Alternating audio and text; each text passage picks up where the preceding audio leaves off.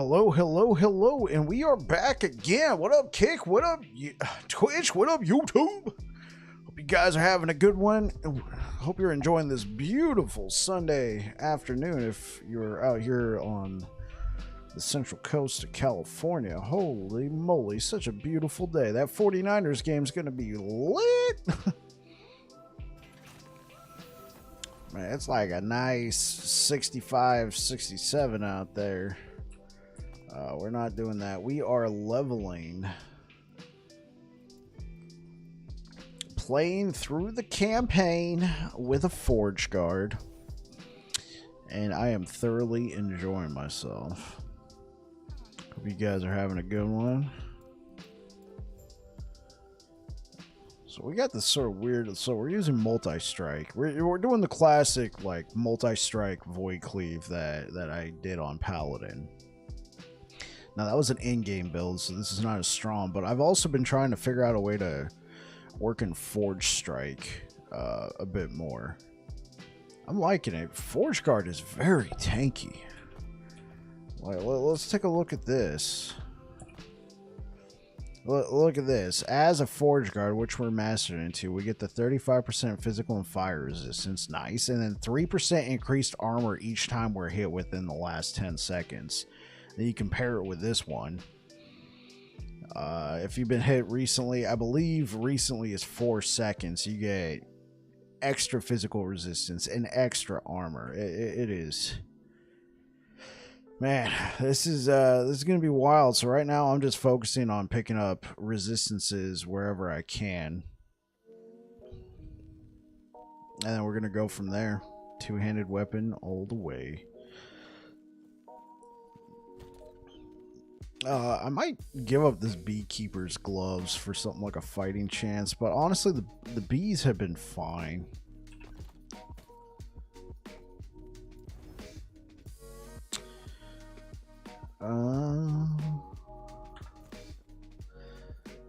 Hope you guys are having a good one. So we gonna go ahead and write down this timestamp.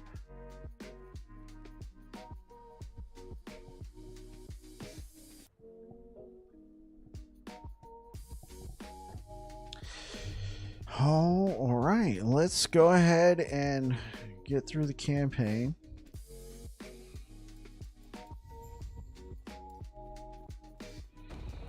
I think we could probably make it to monoliths in this stream, which I'm very excited for. I'll also be happy to be able to use like some higher level gear. I'm probably gonna just go strip my paladin of everything.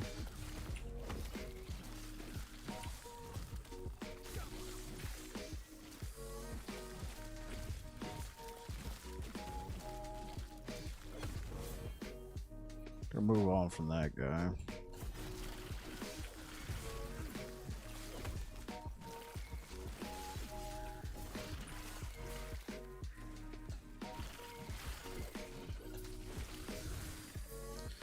This also makes me feel pretty good about leveling a paladin when the cycle starts. Because you can use multi-strike void cleave pretty early on by like level 19. I don't know if we're going to stay on multi-strike. I'm going to have to play around with it. Forgeguard definitely seems like the kind of class that can get some good usage out of some minions.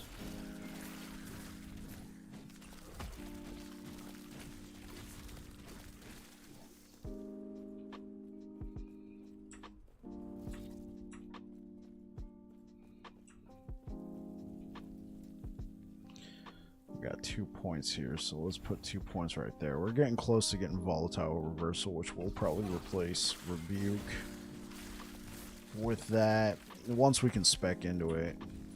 Level 35, we're getting close.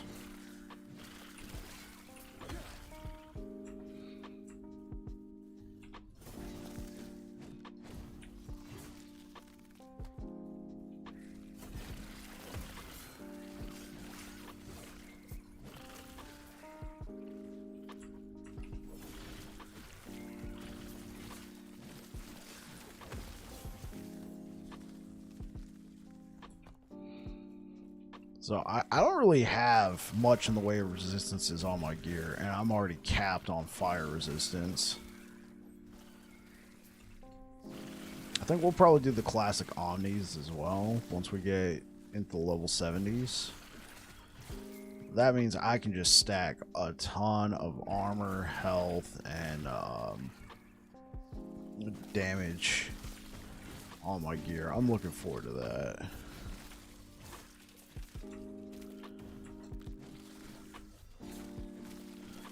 I honestly wouldn't mind messing around with Rive on this build. For the forged weapons, I think Rive would be a nice touch. Now that would mean that we're possibly not sticking with Void Cleave as a main damage dealer, but I mean, look at the DPS on Forge Strike.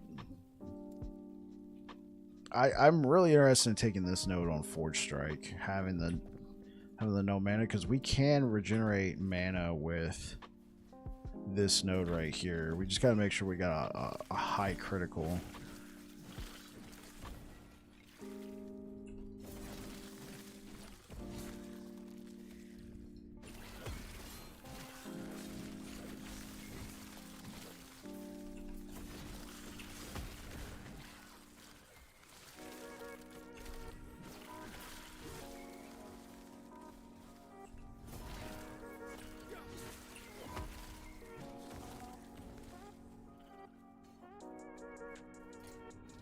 What does this give us? Okay.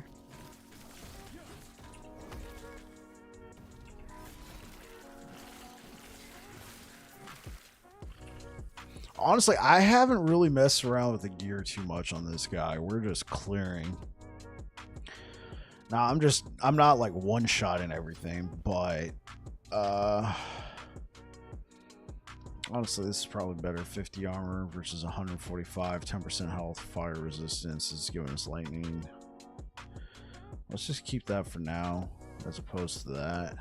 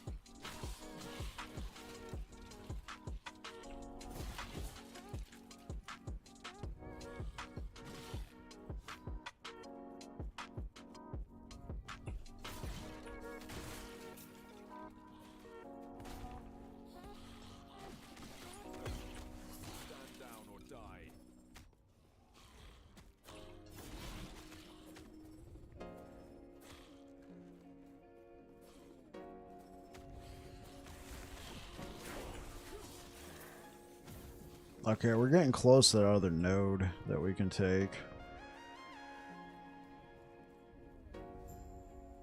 Is this going to be Zarek? Yeah, it's Zarek.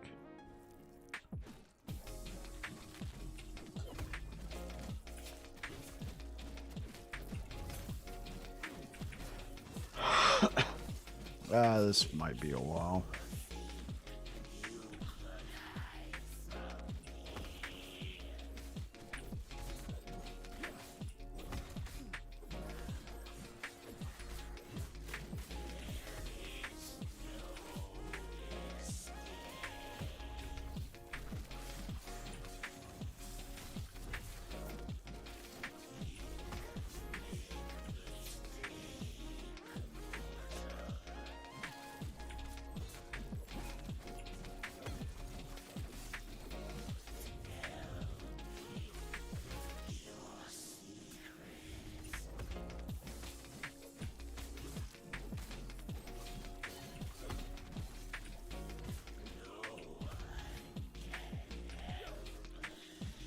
We're getting some juicy crits for a level 35 with suboptimal gear.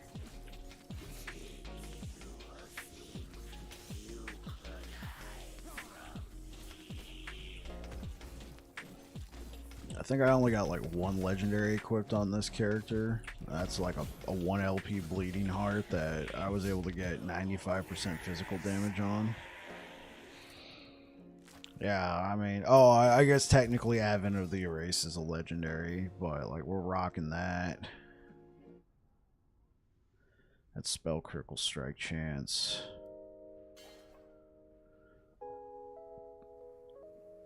I haven't really done anything to edit this gear at all.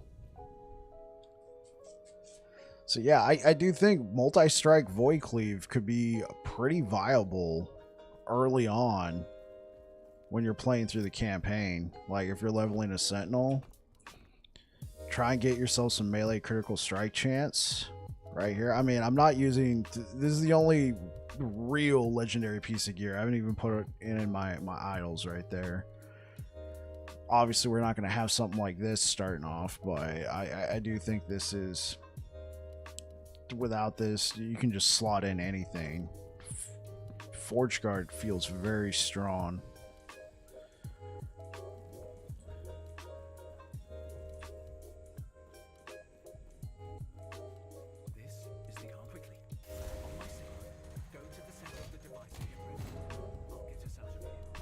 Let's level this up. So I took this node before just because I'm also trying to use Forge Strike, and I don't think it's very valuable because the main right now Forge Strike is serving as an in-between when we're waiting for stacks or Void Cleave to come off of cooldown. I got confused there for a second. So let's take this node. I want to see how this can operate. Multi-strike, this node is very powerful. You get your 4 swords, bam. You can also get yourself some base crit chance. I am thinking about possibly going up here. Going down here. Multi-strike penetrates enemy physical resistance. Multi-strike consumes mana per stack of armament to refresh existing stacks. I don't know about that. We could be running out of mana pretty quick. Bleed chance. This could be good if you don't have something like a Bardiche, and then eventually you want to pick up this node. You do more damage against enemies that are bleeding with Void Cleave. I think I might try and mess around with that. So let's take one node down here, go down here, and then try and invest 5 points in that instead of something like that.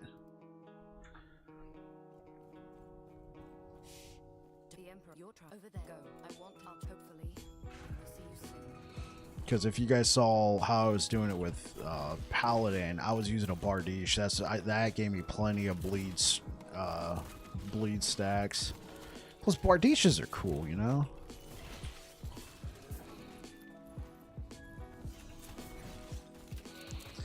And then Lunge. I think Lunge is just a great ability even if it's unspec'd. Because if you want to do something like Shield Rush, you're going to have to actually spec into that if you want to use the two-handed. If you want to still use the two-handed, you have to actually spec into Shield Rush. I've tried using Shield Rush without it being spec'd while using a two-hander, and this is what it does. You just run in place. Looks like you're getting your exercise in. So Shield Rush, in my opinion, is now we're stuck. Shield Rush, in my opinion, is not viable if you're trying to do a Void Cleave build and you don't want to spec into a traversal skill. Right now I'm using Lunge. Eventually, if we can get like a relic or something with some extra levels of Void Cleave, we can go into something like Gravity's Edge and pick up, turn this into a traversal skill, and then we can free up our hotbar for something else. I don't know if I'm going to do the Abyssal Echoes like I did on Paladin, because honestly, this feels like this could just straight up turn into the Paladin Void Cleave build again, and I want to actually try something that utilizes Forge Strike. But right now, the damage with multi-strike Void Cleave is just, it's good.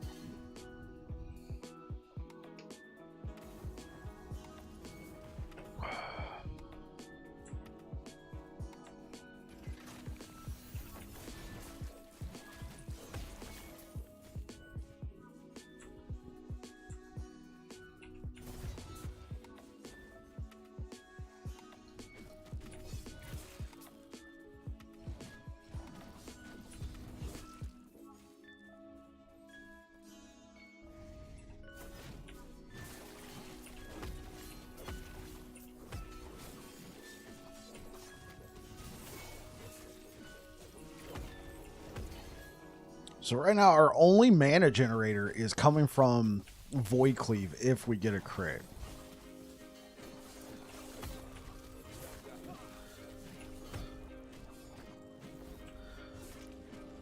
So I don't know how valuable having Forge Strike with no cooldown is because of that extra mana cost.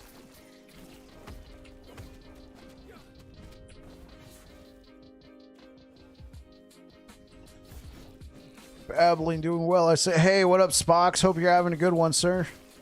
Sorry, I didn't see your message. I hope you weren't sitting there for too long. Yeah, I'm doing very well, thank you.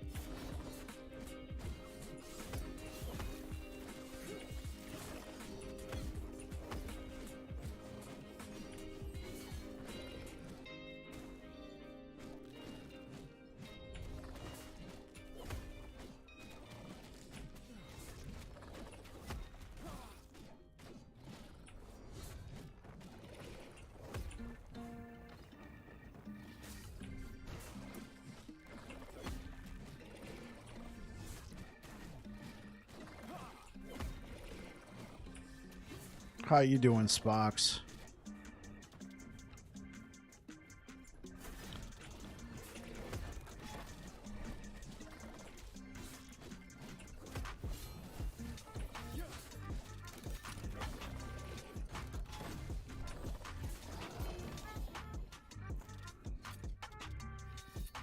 We can't even use that. That's level 35. Okay, cool.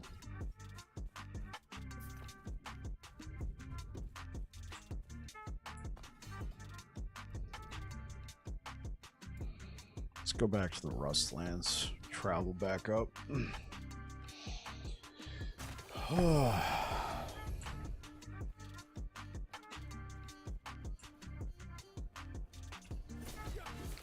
What's up, Babbling? You're addicted to Pal World. Hey, what's up, man? Sorry I missed your previous message. Just seen it now. Yeah. So, how's Pal World going, man? Obviously, beyond being addicted to it.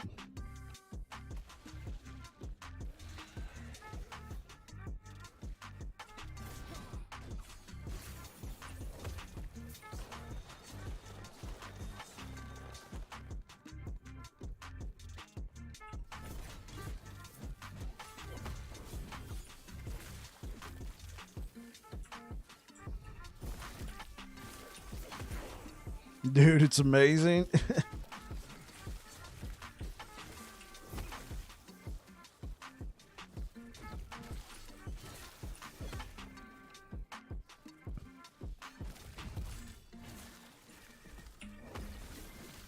Yeah, because typically when you're in here, Spox, we're talking about like action RPG, so it's cool to hear that you're playing a different kind of game.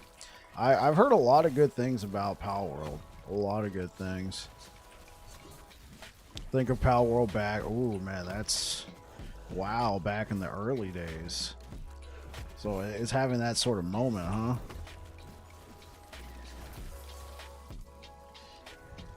Taking the game world by storm. I've been following its sales. Yeah, I mean, it sold like what, 6, 7, maybe even 8 million copies in like its first week. It's something just absolutely bonkers.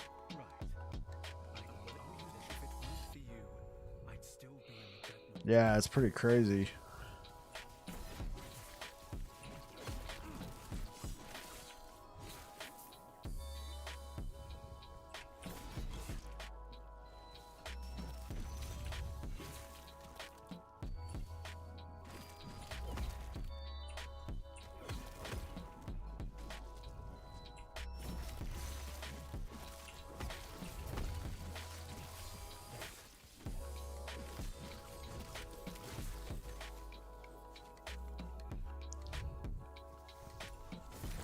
All right, what's your favorite pal in there so far? With no advertisement, just word of mouth. Exactly. They weren't prepared for this. Like, they probably knew they're gonna have good numbers. I doubt they expected this kind of numbers, man. This is crazy, bonkers crazy.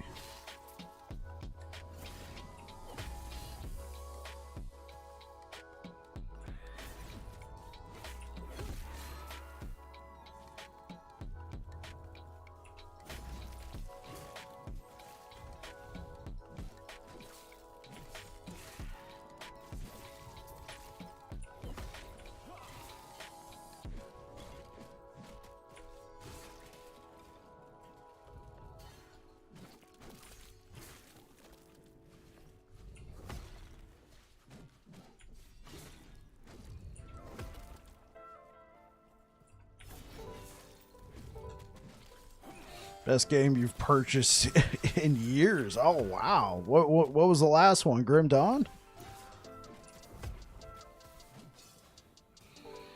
Sounds like there's a ton of value in the game for sure.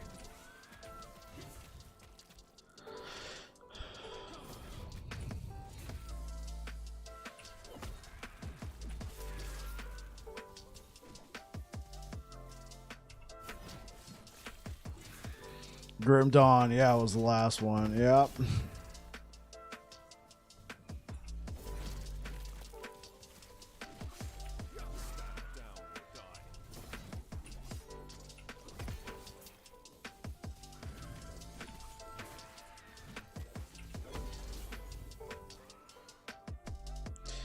Well, even Grim Dawn is not as. Whoa, whoa, whoa, whoa, whoa, whoa, yo, are you actually Spox right now?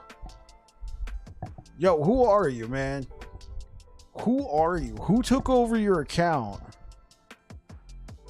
Yo, Spox, if this is an AI writing for you, but you're actually there and you have some form of control, feel free to type 1 for saying that you are in trouble and I will contact the local law. I don't even know where you live.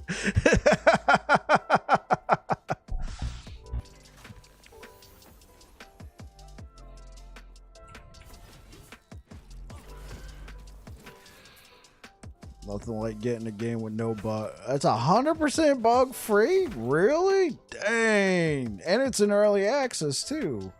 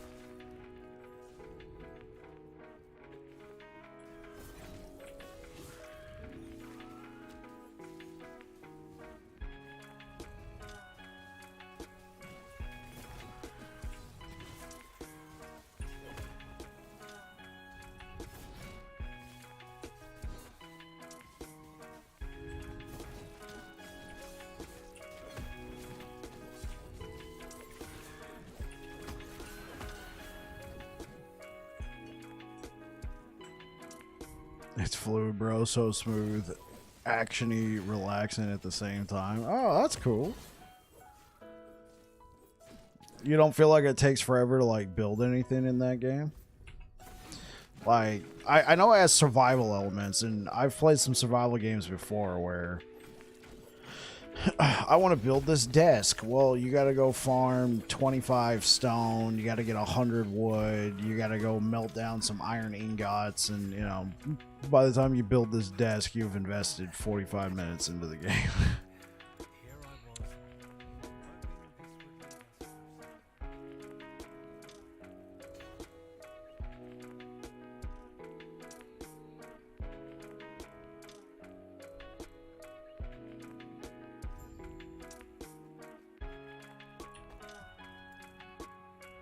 Okay. Nah, because you have your own server world. I got you.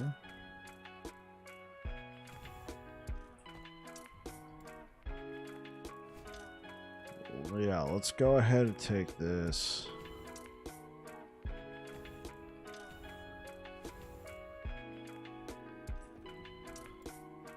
I like that volatile reversal.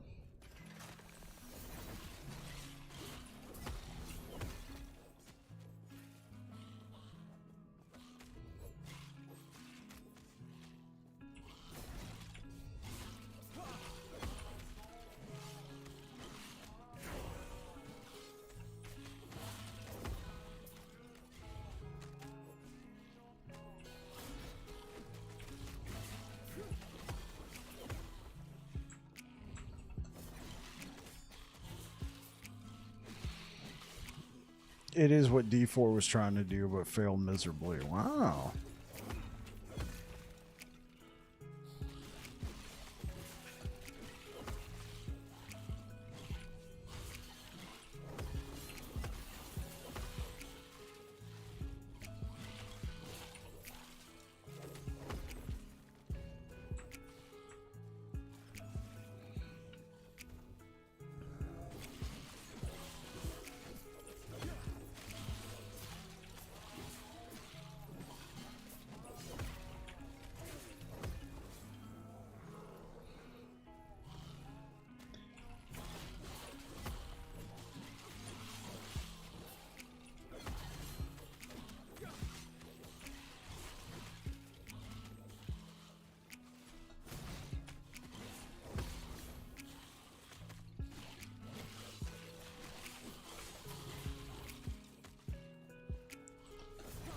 That's definitely saying a lot.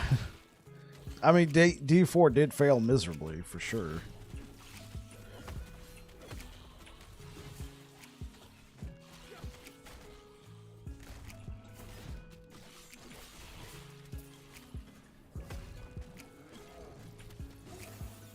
Shrouded is good, but not Power World. That's what I heard. I heard it was just very kind of unfortunate for Enshrouded. It came out, it was a good game, but it just came out at the wrong time.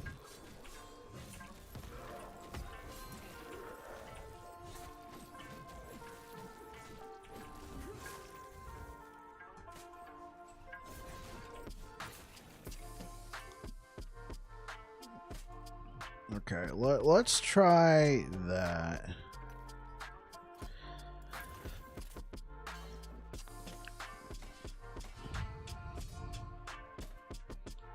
Let's try using these. Let's move that down here. Critical strike chance with physical spells. Well, we're not using physical spells, but we can use the mana regen.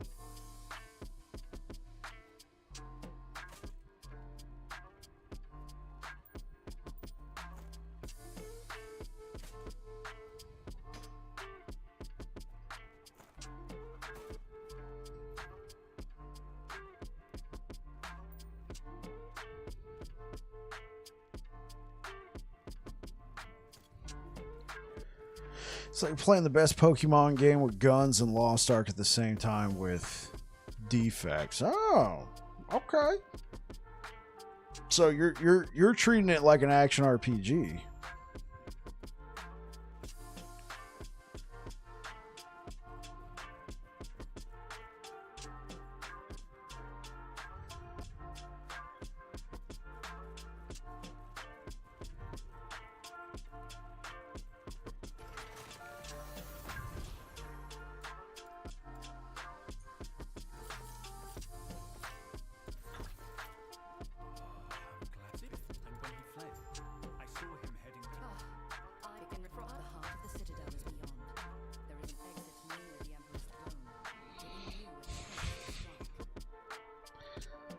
Okay.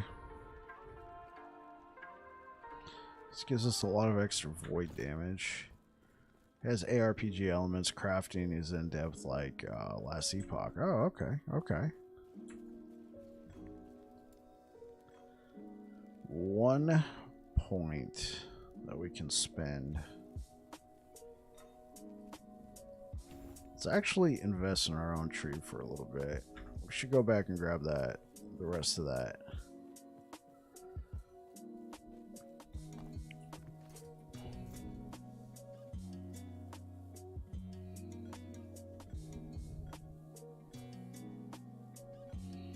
Alright, last Epoch is number 2 of all games out currently. Power World is first. Really? So, have you actually given it a try? Last time I talked to you, it sounded like you were waiting for a release. I don't know if what you meant by that was last Epoch is solid. Okay, so you have tried it. Yeah.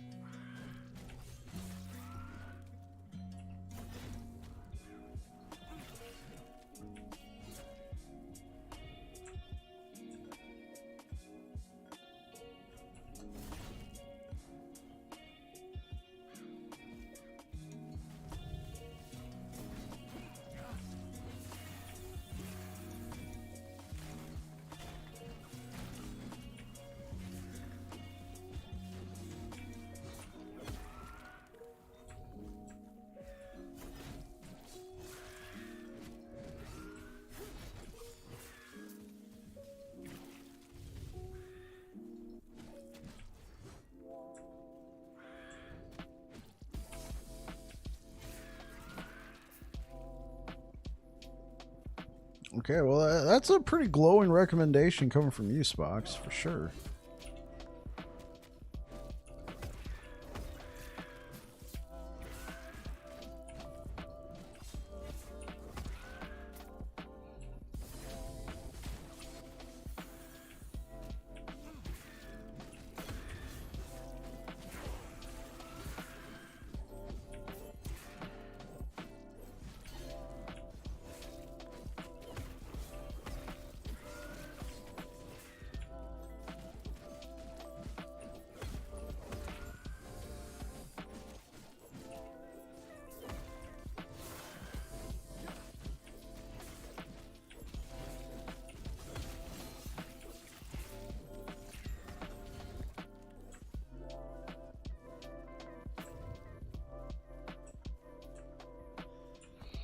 Let's go back to Yulia's Haven. I think the difference between games currently in Power World made by AI generated, as all other games currently are pre-rendered. I think the difference between games currently is Power World may be AI generated, as all other games currently are pre-rendered. You see the difference? Yeah, yeah. Okay, I see.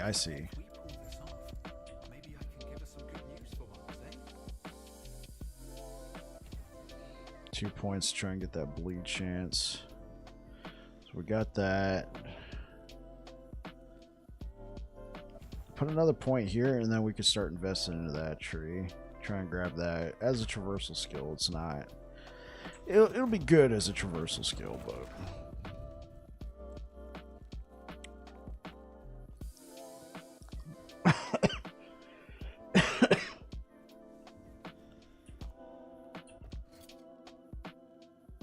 Okay, we went through the door.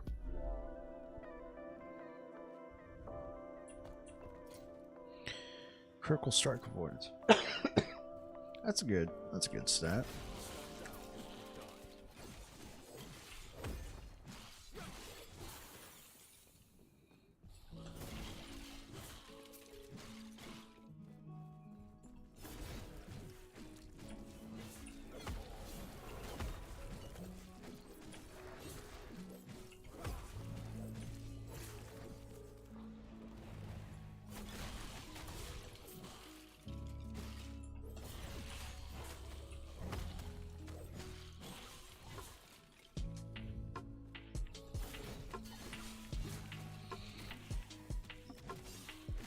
But I mean, I think to your point though, Spox, even if you can't see the difference, Power World's still just a super fun game.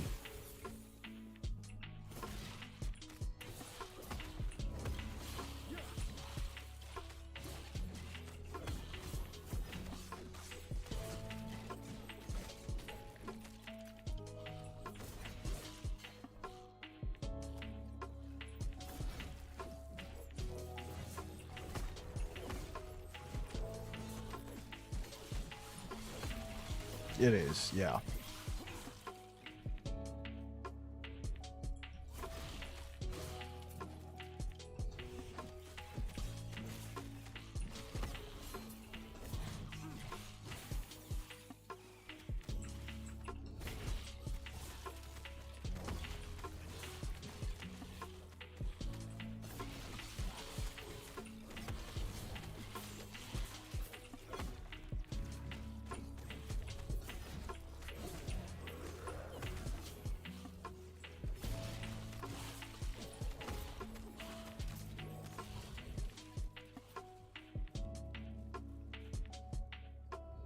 Oh, we might actually have to kill this guy up here. Now we could probably go through here. There it is. 3 points. Let's grab that. Then we can go down there and grab that. Get that 200% cooldown reduction on volatile reversal.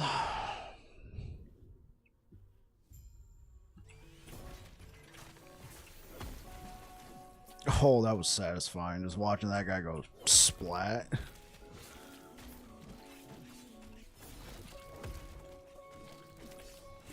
Shish kebabs on the menu tonight. Let's go.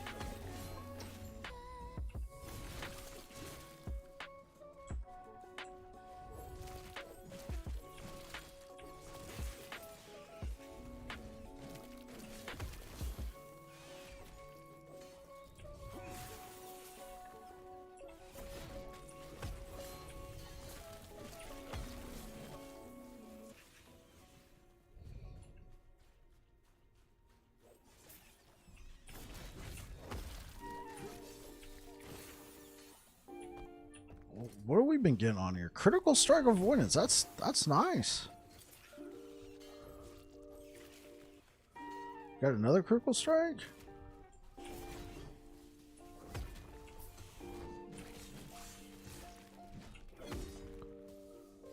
Alright, let's keep going there. So Spox, are you going to take time off from Pal World to play Last Epoch on release?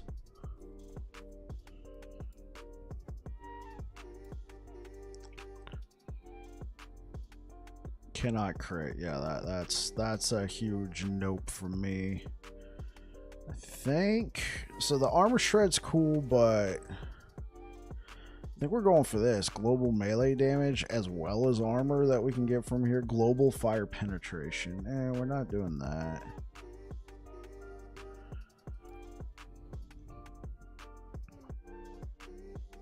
Let's take one note of that. So I'm gonna have to take 2 points here. and then take 1 point there. We should probably also work on getting our idols slotted in.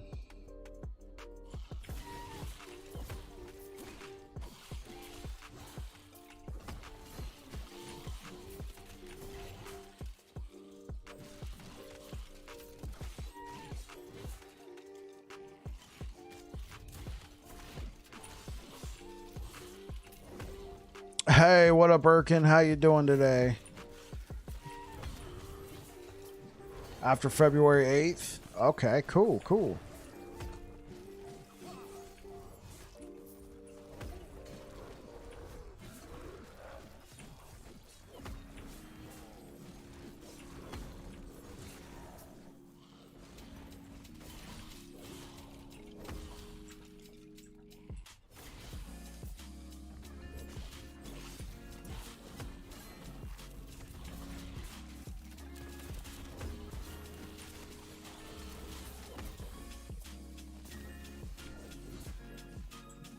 Yeah, I feel like this is a good setup.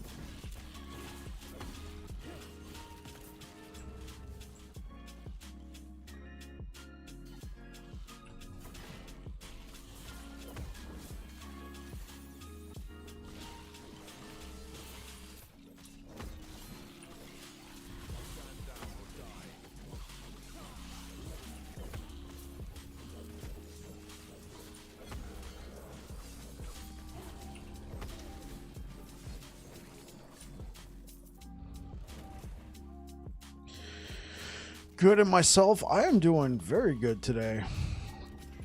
It's a beautiful day out here in California. Very, very nice. Not a cloud in the sky, nice and warm. It's been raining a lot lately, so this is a nice change of pace. That 49ers game is going to be, whew, I'm sure it's going to be good. Looks okay. That game's probably already started. I think I'm going to try and catch the last quarter.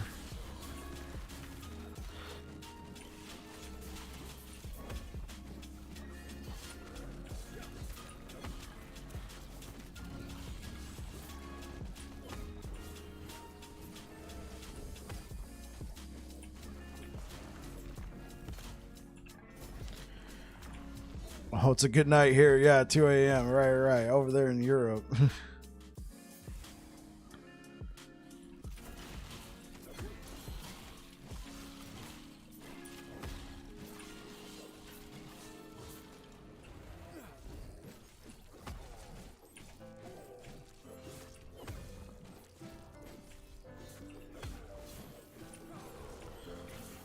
Oh, it's a nice day here, too. Very, very dark outside.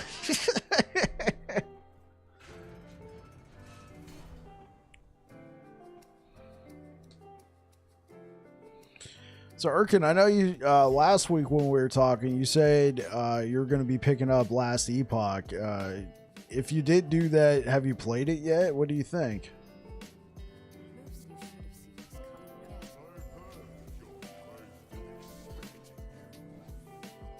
I've not seen a good 49ers game since Jerry Rice, Steve Young, Deion Sanders, Bryant Young days. Oh, I gotcha. There's been some good ones, man. I remember those ones as a kid. I never got to see Joe Montana, but I got to see Steve Young play.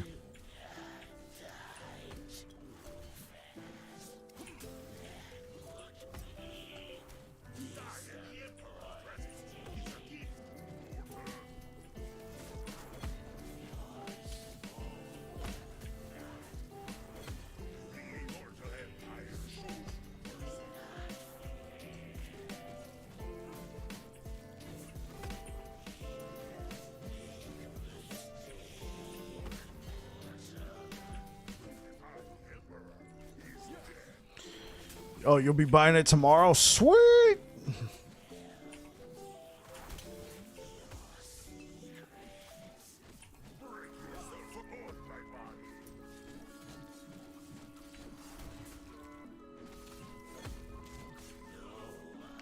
Watch the 49ers smoke San Diego in the Super Bowl.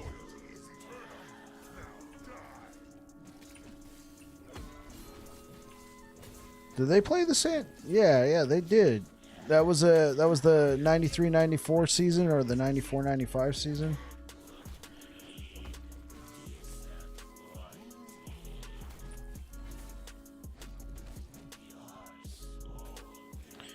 Okay, come over here, big boy.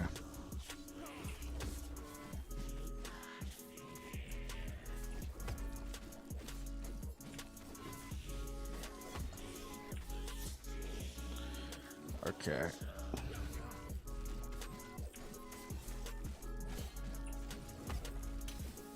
Come out of your shell. Come on.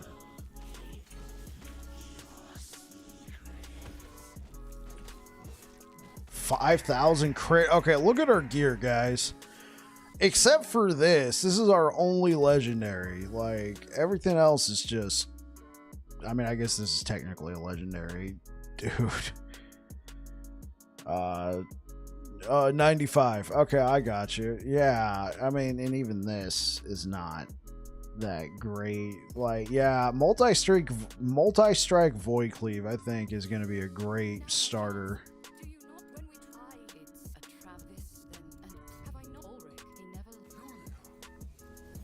Yeah, I think that's going to be a great start. Okay, now I got to actually pay attention to my gear.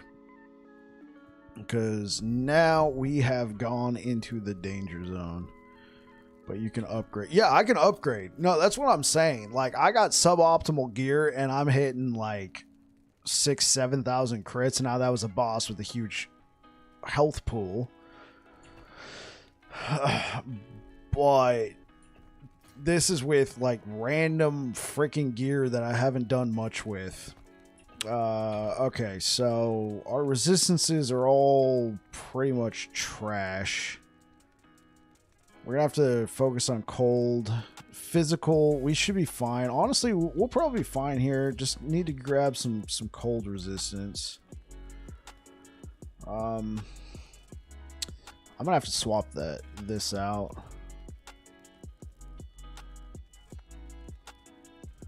The flat armor, I think, is actually a good pickup.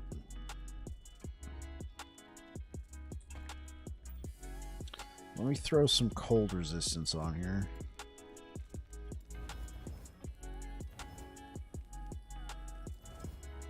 And let's grab a couple extra crits. There we go. Bring that up a little bit. Let's throw some poison resistance on here. Just to help us deal with what's going to be coming up. There we go. There we go. Looking a little bit better, and we could probably slot in some idols once we get to town. Which class do you like the most? I like Paladin the most, Erkin. I'm playing a Forgeguard right now, which is a mastery in the same... It's... So... There's the Sentinel base class, then you got Void Knight, Paladin, and Forgeguard. So I'm playing sort of like a cousin to the Paladin. I love Paladin, but I wanted to try out Forgeguard, see what kind of builds I can come up with. And so far, this is looking pretty good. Forgeguard is super tanky. He's got this passive ability where if he's taking hits, he just generates armor. Which one's tankier? Maybe Forgeguard with this. So Forgeguard gets this thing where 3% increased armor for each time you've been hit in the last 10 seconds. And then he can also take... Oh, whoops, I didn't mean to do that. But he could also take this node right here. You can gain additional physical and resistance and armor in the last 4 seconds. Let me take some nodes right here. I really like Paladin, though. They could do a lot of damage. But this is definitely... There's a lot of tankiness here in the Forgeguard. That's quite good if you don't get one-tapped. Exactly! If you could take the hits, man, you could be generating a lot of armor. And armor applies to all damage types, but mostly physical. Like, your armor's still effective against, like, elemental damage, but it's not as effective. They show you kind of like a formula breakdown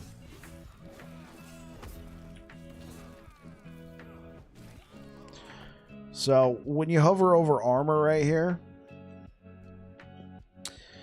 so right now I have 899 armor. This is with no stacks, right? I'm getting a 32% damage reduction. Now, against non-physical damage, like your fire, your poison, your necrotic, that's actually only a 22% damage reduction. But stacking your armor is very effective. And paladins, void knights, and Forgeguards do that really well. Right now it's looking like Forgeguard is probably the best at stacking your armor.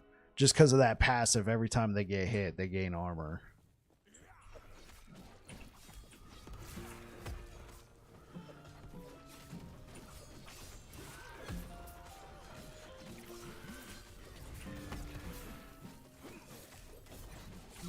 Like, when I was playing this section on Rune Master, I was, like, getting, like, 2-tapped here. I feel way more tankier. I just feel stronger. Like, yeah, these guys are doing pretty good damage, but I'm alive. We might have to swap out this belt. The only usefulness we're getting out of it is the 8% melee attack speed. It's so good you don't have to get one tap on magical skills. Yeah. That's never fun getting just, one tap.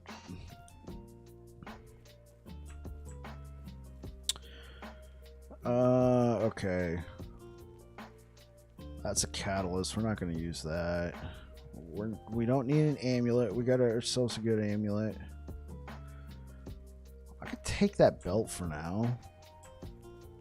You love tanky classes? Yeah, Sentinel can be very tanky. Druid is also super tanky. Druid is very tanky. Feels like you're breaking the... Yeah, exactly.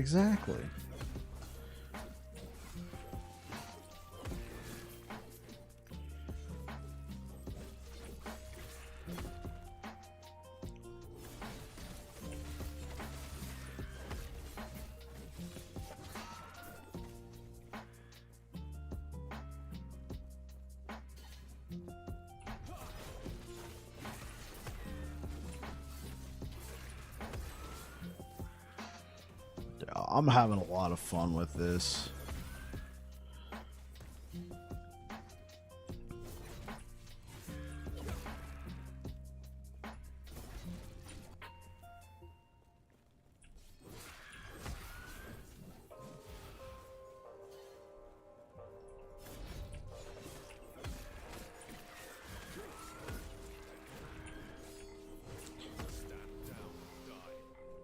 What am I gonna have to delete for reset fire? Oh, all these characters I've been making. I think the cap is like 20. I've made like maybe 12 characters so far. Probably less than that. Maybe like 8.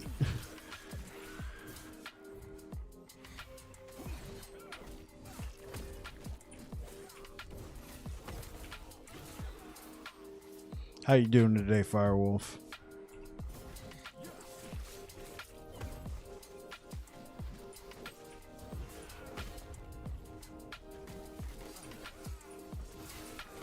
Good. Since when do you work on Sunday?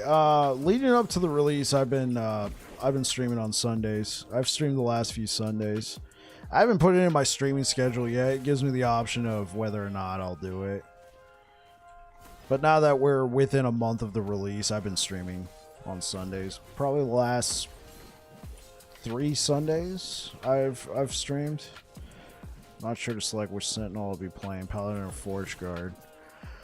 Well, so I'm going to play this Forgeguard for sure, but so far, the build that I'm using right now, this multi-strike Void Cleave I did on my Paladin. I'm a big Paladin guy. I'm going to be playing Paladin on release. I'll know more about Paladin, but my knowledge of just the Sentinel class in general is helping me, do something kind of nutty here at low levels on Forgeguard. But like Forgeguard specific builds, like if I want to use like any of these abilities, like make a build around Forge Strike, Manifest Armor,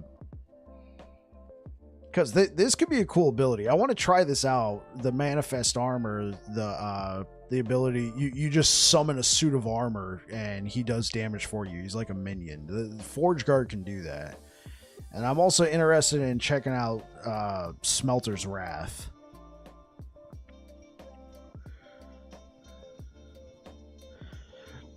Okay, it looks like it's a channeled ability. So far, Forge Strike has been fun.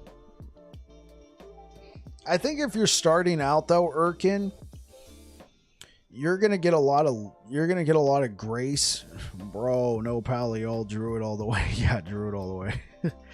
No, Erkin, if you're gonna be playing Sentinel class, I would say try Paladin first, because you're gonna get, this is your keystone ability on Paladin. It's Holy Aura. It's just a passive buff all around, and you can really spec into it. Either Pally or VK, in your opinion, Firewolf.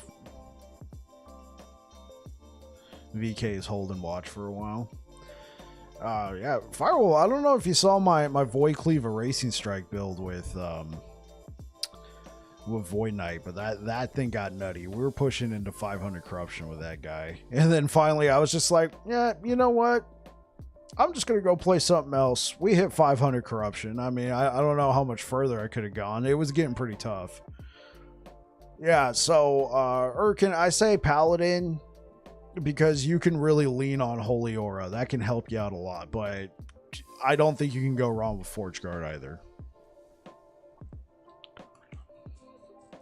I think I probably spelled Forgeguard wrong. I spelled it as one whole word. Yeah, it's 2. I don't think anybody's gonna lose their mind over that. Now watch though. Somebody's gonna come in here. You spelled Forgeguard wrong. Why Paladin got 4 skills instead of 5? Yeah, I agree. Paladin is the only class in the game that only has 4 skills. But Holy Aura, I don't know if this is just an oversight, they never thought of it, but Holy Aura is a very powerful skill. Babbling the last Epoch goat? I don't know about that, but I mean, I'll take the title if you're bestowing it upon me. I'll take Paladin Simp. You could call me that. Paladin Lover. So, Erkin, yeah, you definitely do have a point. Like, Paladin only has 4 skills. And on top of it, one of their skills right now doesn't have a skill tree. It will be getting a skill tree on release. On the 1.0 release, the Healing Hands right now, it doesn't have a skill tree. All it does is heals. And you can't really spec or modify it. But that Holy Aura is just such a powerful ability. But if you want to experiment with more abilities, Void Knight or Forgeguard can't go wrong either. These have both been fantastic classes.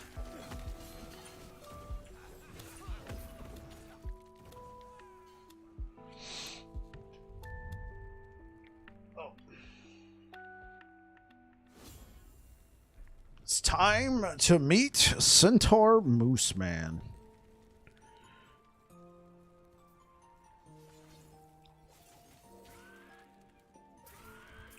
Centaur Mooseman, share with me your wisdom.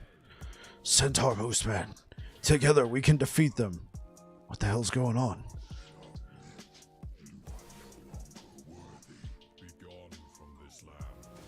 Okay, I got you, Erkin. Hey, you babbler. Hey, infrasonic. What? Let me check my vision. Is that you? How's it going, Infrasonic? Hope you're having a good one. Centaur Mooseman, no! Mooseman!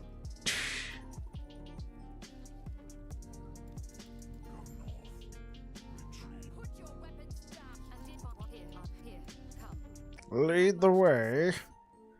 Now, I've done this like twice already.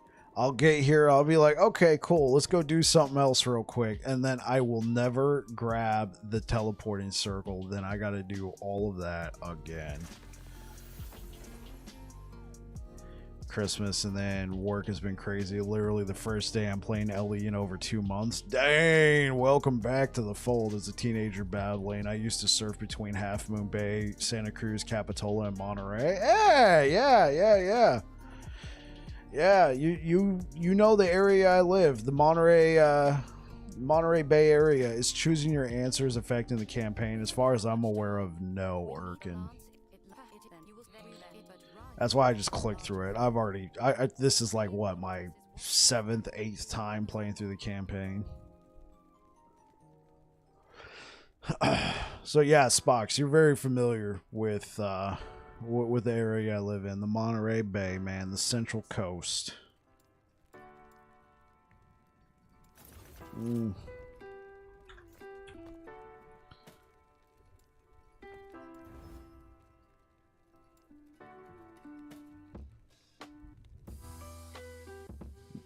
Bro, fish tacos and calamari best. Yeah, we got a lot of good seafood out here. Right when I can see the ocean from my window, man.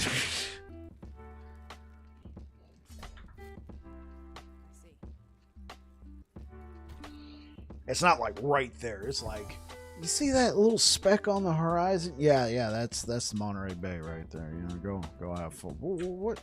This is a tier 7 critical strike avoidance. Let's go. Let's go. Let's look for relics.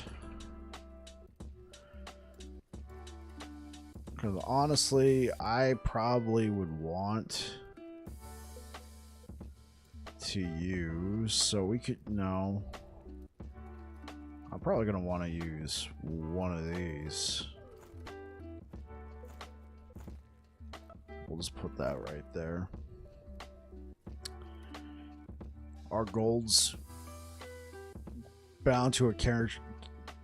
Oh, like the gold, it's bound to your account, but it depends on what you're playing. So right now I'm playing just like normal single player. Like I could play with other people if I want to. I'm just playing solo, but there's also hardcore. That's a completely separate stash tab, gold, that sort of thing. And then if you're playing SAF, solo account found, Bentu Bean, thank you for subscribing over on YouTube. Yeah, I got the Dragon Ball reference. My wife loves the movie Lost Boys. She cannot believe she grew up near Santa Cruz. Yeah, dude, Lost Boys right there. What's cool is if we ever drive up to Santa Cruz and go to the Santa Cruz Beach Boardwalk on Lost Boys night, they'll show the movie on the beach, and there's even a part in the movie where they're going past the piers. Yeah, it's cool. Yeah, I knew what you mean, man. Lost Boys, get it. Yeah, Bentu Bean, thank you for subscribing over on YouTube. Appreciate it.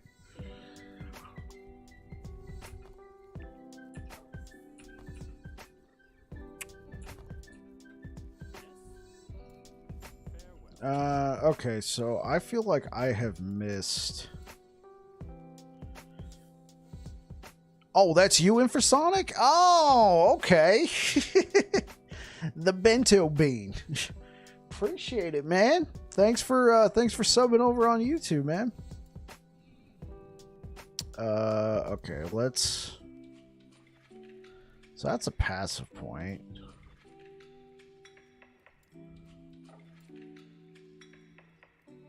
This is a passive point. I feel like we might have missed some idle slot rewards. Yeah, I think we might have missed some stuff. Of course. That 100-year fortune teller is still creepy. Creepy as hell, man. I think it's still there. I think it's still there at the boardwalk.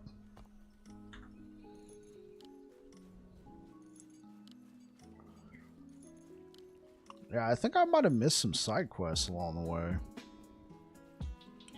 Rode the Big Dipper so many times. Yeah.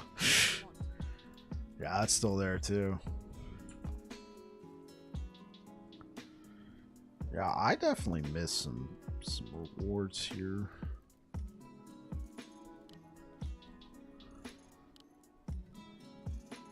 What else have I missed in the Imperial era?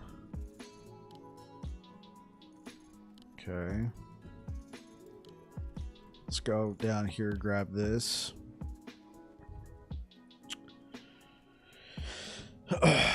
So, Infrasonic, what are you playing on release, man? I assume you're playing Last Epoch on release. So what class are you playing? Man, thanks, Babbling. Good flashbacks. Yeah, for sure, man. Did you live out here for long, Spox?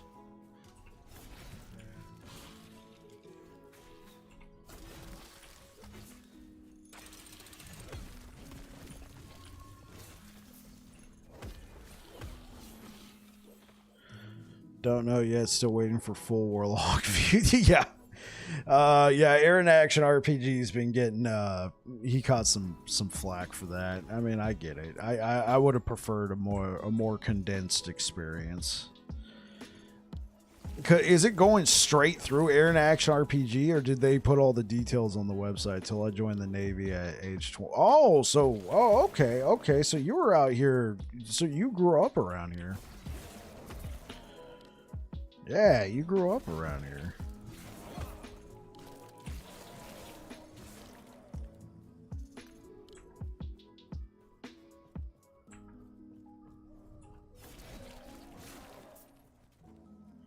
I think Aaron releases it and then it posts on the site. Oh, okay. So we gotta wait for the releases from Aaron.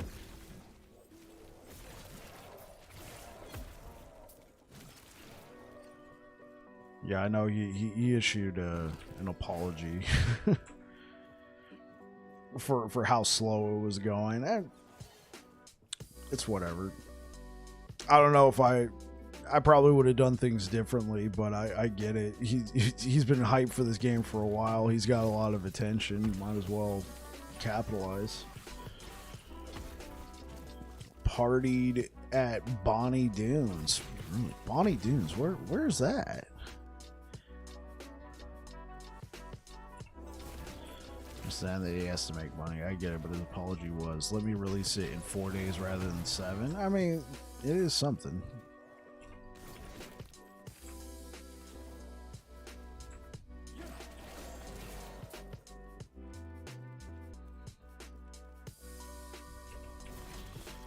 Yeah, I probably would have preferred a 2-day release.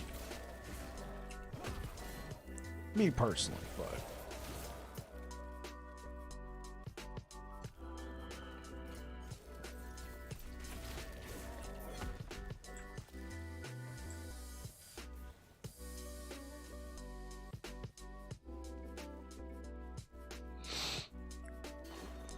Between Santa Cruz, Half Moon Bay, the big sand dunes. Oh, okay. Yeah, I think I know what you're talking about.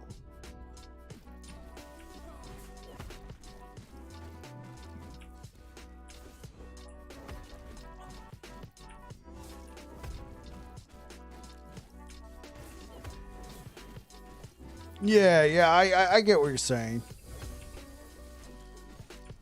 Like, here's what you can do with these abilities. As demonstrated in yesterday's video, we took a look at the abilities and the passive trees. So here's a few ideas to, keep in mind for the release of Warlock.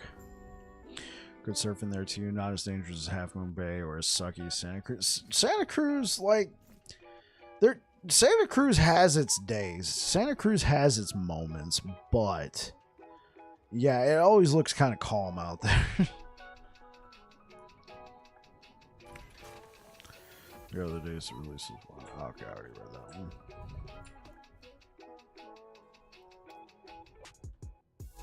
Let's go back over here.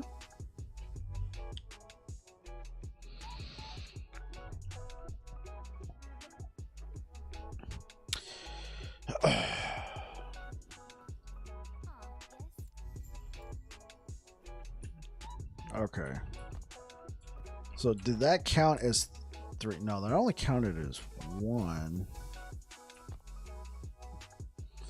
So how many quests did I miss out on? I must have missed a ton of quests. I would kill to live in Santa Monica, man. Just have to get a job to match. Yeah. Well, Santa Monica's pretty south of me, but it's pretty nice down there. It's like, yeah, Santa Monica's like 6 hours south of me. Santa Cruz is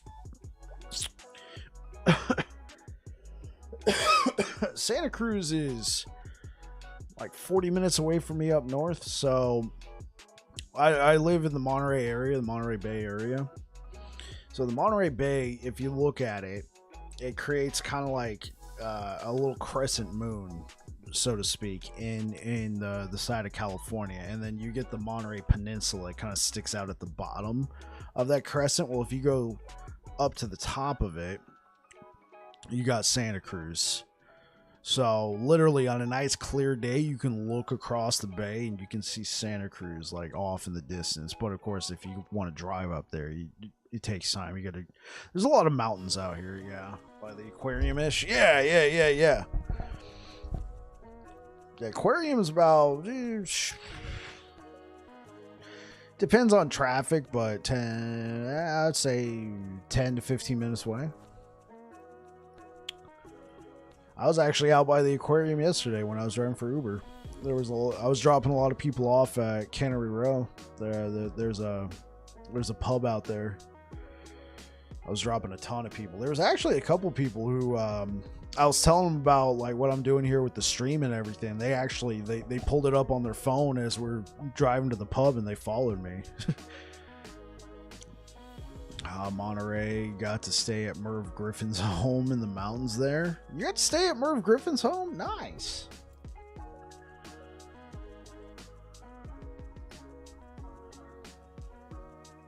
Yeah, I'd say Monterey is really well known for that aquarium, though. I went back there, so I've been in Monterey County since 2002. I was living more inland at that time in Salinas, and in 2004, the Monterey Bay Aquarium got the great white. You made out with his niece. Way to go. Just curious. Have heard that to live comfortably in that area, you need to have a household income of $250,000 or so. Is this true? Well, I'm nowhere near that. I'm nowhere near that. Around household income to live comfortably, it really depends. Like if you're talking about home ownership and getting to be able to go and enjoy the Monterey Bay area that much, I don't think you're going to need 250,000, but 100K plus, you can do very well out here. 150 to 200,000 as a household income, you can probably do that. Ew. Yeah, but I make nowhere near that. Between Uber and my job at the military, I'm probably pulling down close to 65 to 70,000 a year. And we're a single income household. Twitch, it's getting there. We're making some money off of Twitch and YouTube. That would buy a mansion here. Yeah, I know, right? It's kind of sad. But I work for the military. I get a lot of benefits. I'm not enlisted, but I do get like some benefits. The biggest thing is 30% off military housing. So I live in a 4-bedroom house that my brother lives here as well, and we split the rent down the middle, and the rent is like $2,100 for a 4-bedroom house in this area. It's unheard of, absolutely unheard of. Most people are renting apartments, maybe a 2-bedroom. Like, yeah, people are renting 1-bedroom apartments in this area for that much. So if you got connections, that's awesome. I also used to work in a naval base. The benefits are really awesome. Makes unaffordable areas more affordable. Exactly. If I did not work for the military, I could not live here. Well, I could, if depends on what kind of job I had.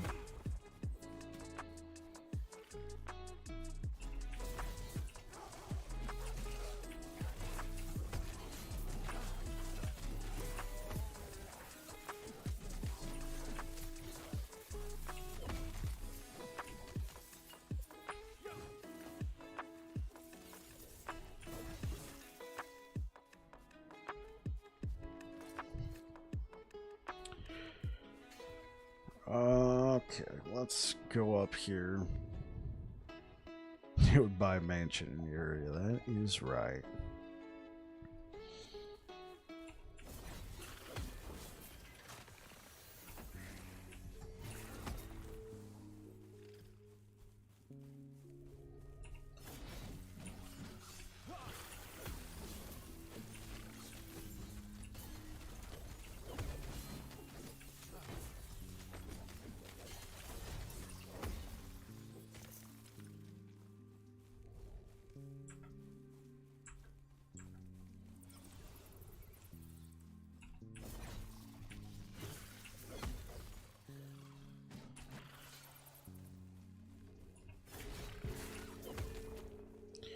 Damn, bro, that is still expensive. I live in a 3-bedroom, 2-bath townhouse with full basement next to Fort Knox. We pay $775 a month. Yeah. Yeah, it's still really expensive. It's almost kind of sad. Like, wow, look at this. We're getting a steal. We got this ancient for this ancient house for $2,000 a month. This is amazing.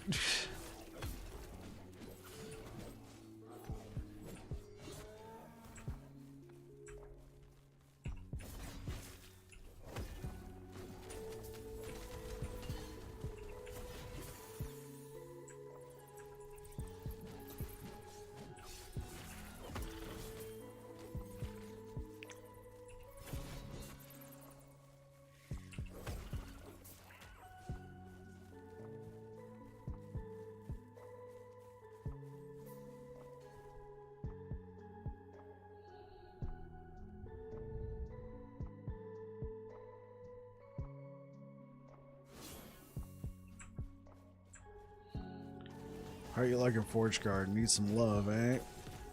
Honestly, I'm liking it. For sure. I like this passive where I gain armor every time I get hit. I'm interested in trying out the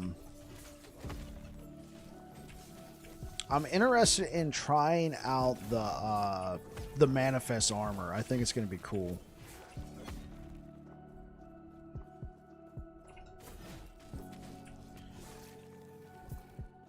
Not a lot of scaling. Okay, well, define your take on late game. What for you? What is late game infrasonic? Because the build I'm doing right now, it. Oh! You're talking about the manifest armor falls off. Oh, okay.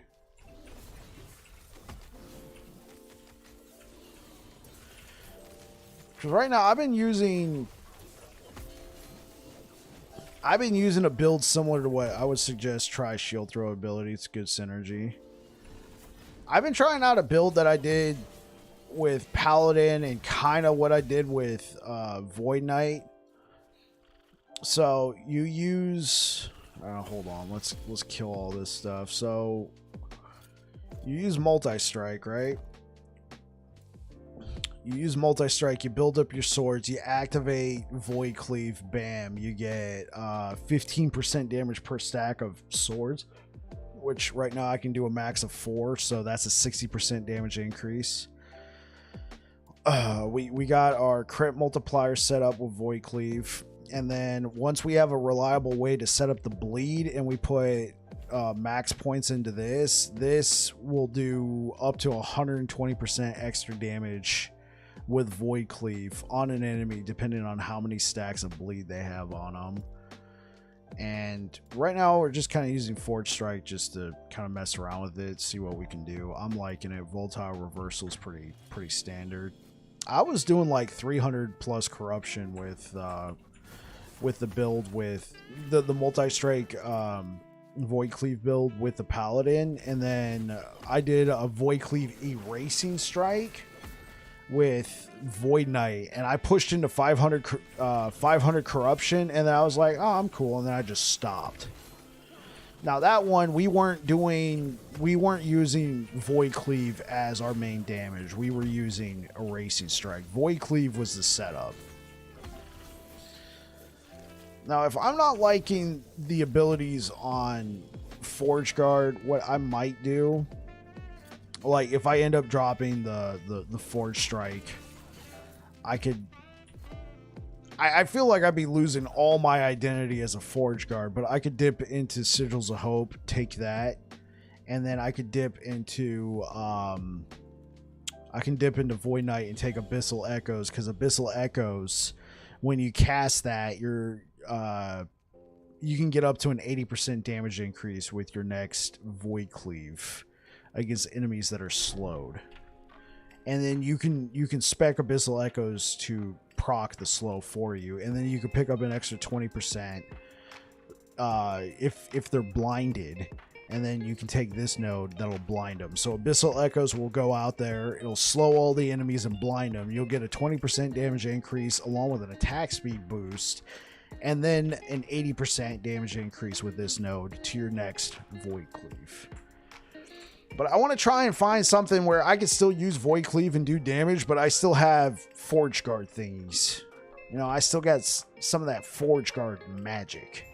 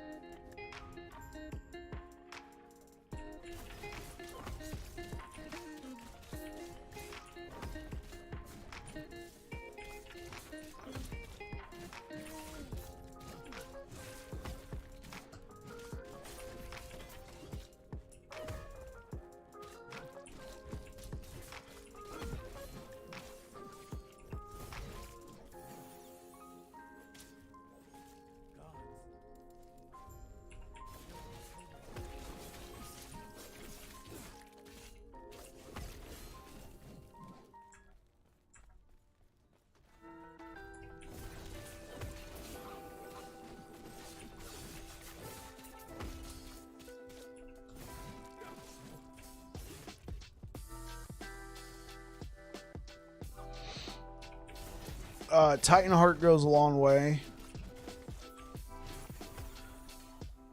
With Void Knight, I didn't use multi-strike. I used with Void Knight, I didn't use multi-strike. I used Vengeance. You take this node right here.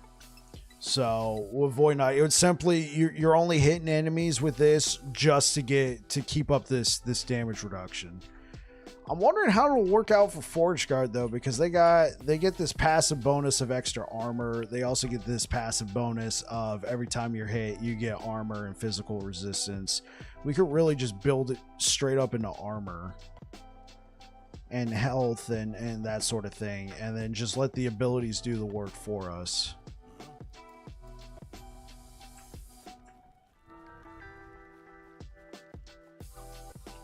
I'm not in regular monos yet with this.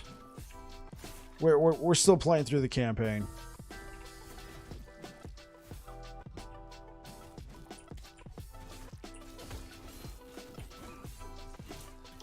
We're close to monoliths though. After we complete this section, and right up when we get to the point of okay, return to Herod, we can go straight to monoliths.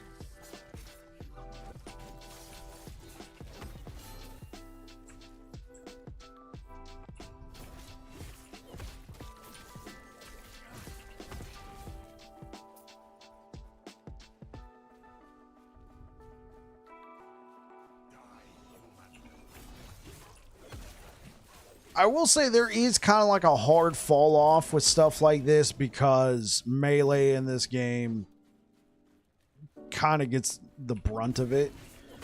It's not like a, you know, a ward build or anything like that. So getting into 500 corruption on Void Knight, it wasn't a cakewalk, but we did comfortably well.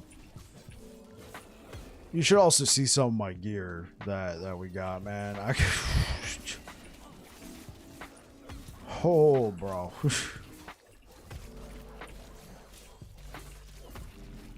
Developing the Paladin version was also pretty fun.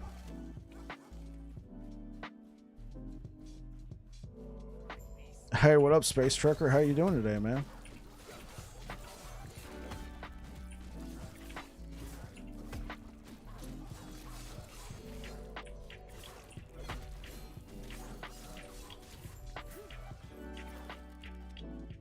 Yeah, but so like right now, you saw that infrasonic. I was hitting for thousands, right? And like, look at this gear. Except for that, 94% increased poison damage. Jeez, thanks, Code of the Erased Sentinel. This is what I've always wanted on my Sentinel builds, is increased poison damage. You know, really. But like, this belt is next to useless. The only thing we're getting out of it is that, I mean, I guess the slow to hit, the poison on hit, it's not really scaling with anything. Do you basically play like SSF, or do you use pre-found gear? Some of this is pre-found. Obviously, I did not. This right here is pre-found, but everything else I found while just kind of playing through here. And that wasn't like a challenge I put on myself. I just, I was too low level to use some of the gear I had, so I just used this. And like, I found this, even though I got like a couple LP versions of this.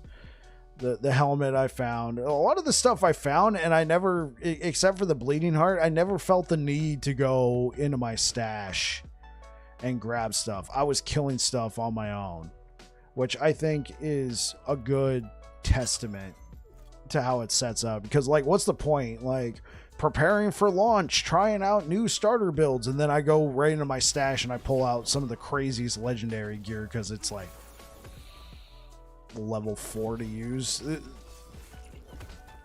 The only thing is that bleeding heart for sure.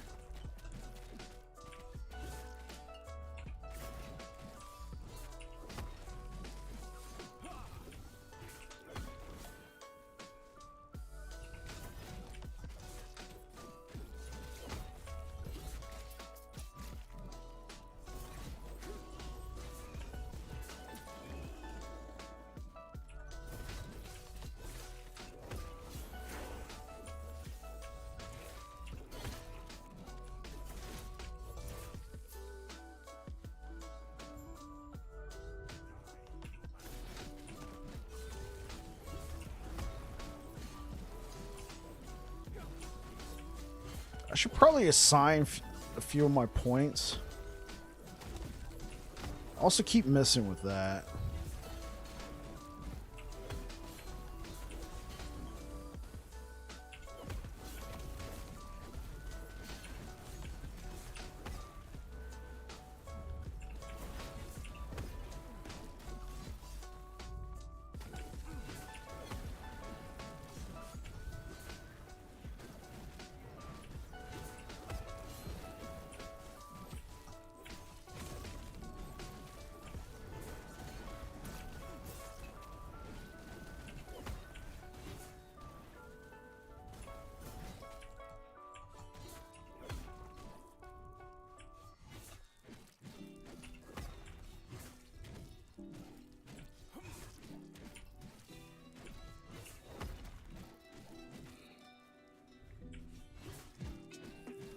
Yeah, exactly. It's a pretty low level, so I could probably count on finding a bleeding heart.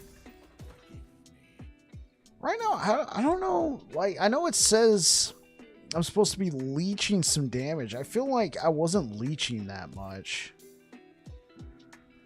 No.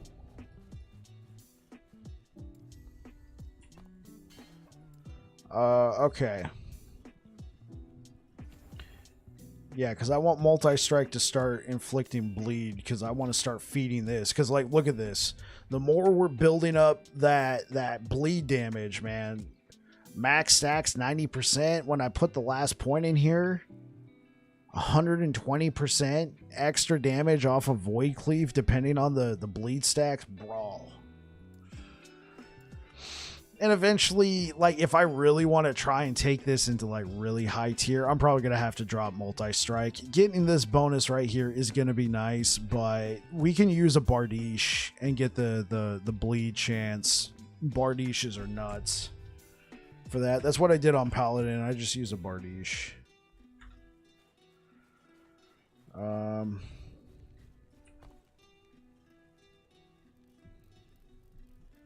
Okay, so speak with the Nomad leader. From the Wingari Fortress. Oh, it's down here. I'm like, wait, we are in the Wingari Fortress.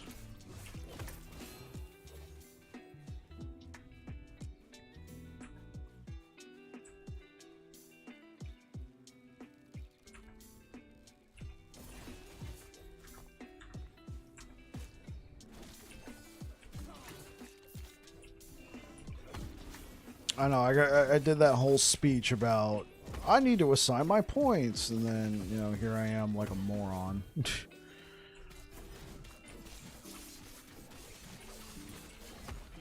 I wonder what level I have to be to use Titan Heart, because I got a really nice Titan Heart, not gonna lie. That would be great for monoliths.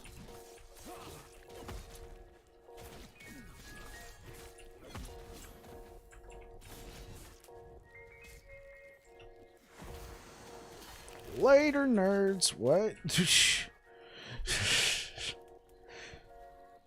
Why am I not going back? There we go. Yeah, because Titan Heart would be very good right now. Hey, oh, I can use Titan Heart. I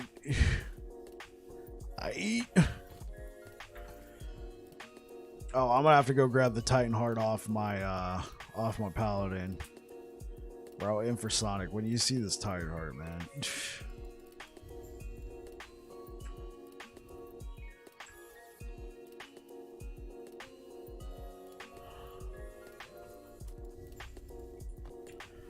So wait, we need 2 more, but we only have 1 more quest. We must have missed a quest somewhere.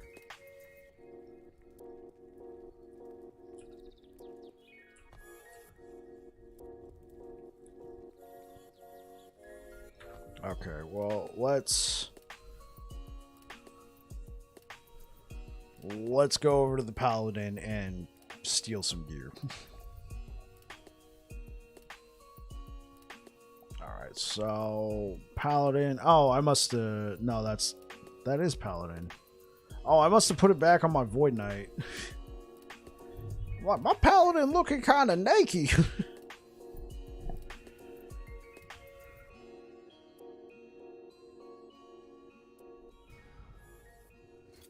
Dude, look at that Titan Heart. All right, Infrasonic. That is a max tier 7 24 strength. Bruh.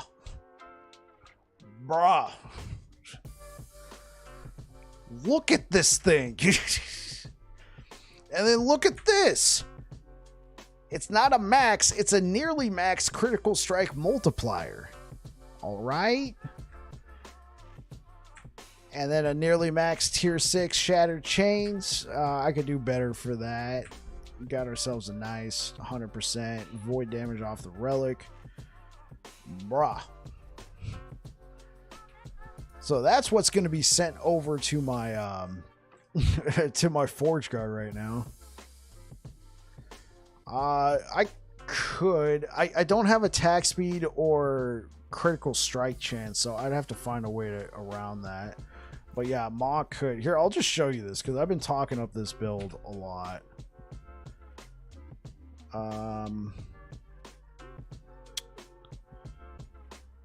Let's just go here. This is like 300 corruption, so it should be fine. But you'll see where I got the inspiration for what I'm doing on Forgeguard right now.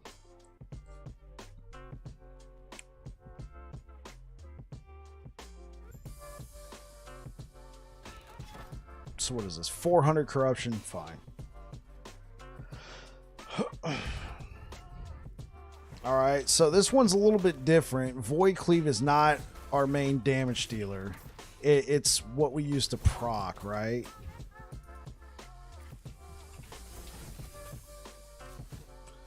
Try and get a nice group of enemies.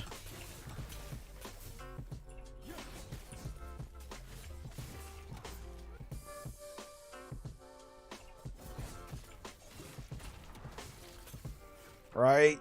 You proc with that, you hit with that, you say goodbye, you move on to the next pack.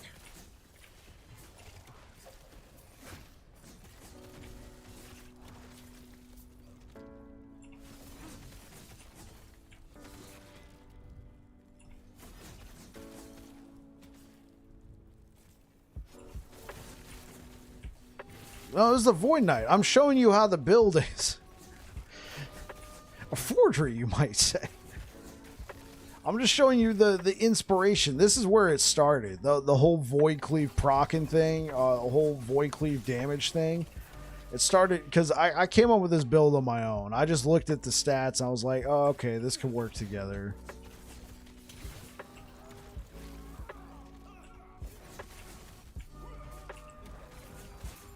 And there you go. Dead. Oh, you just joined? Oh, hey, what up, Niche? What up, Niche? Oh, you were there. Oh, yeah, you were there when I started that. Right. Okay. A forgery, you might say. Yeah. Okay, let's send that over. Foot of the mountain. No, I'm not gonna send any of my rings over. It's mostly the Titan Heart. Can't use that. Okay. So we're just about to get to monoliths on the Forgeguard niche. So I'm just picking up some gear off of Paladin and Void Knight, just so he has a nice little bump. I mostly played through that campaign with just one item I got from the stash, and that was a Bleeding Heart. And I don't even know if it was that great. To be honest, I don't even know if it was that great.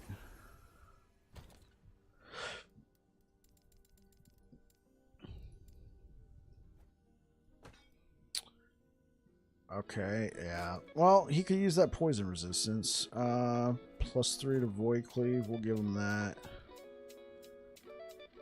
Nice armor increase. Armor increase. Let's just... Paladin got stripped again. Oh, yeah. That could be a nice ring. Here. Hineki.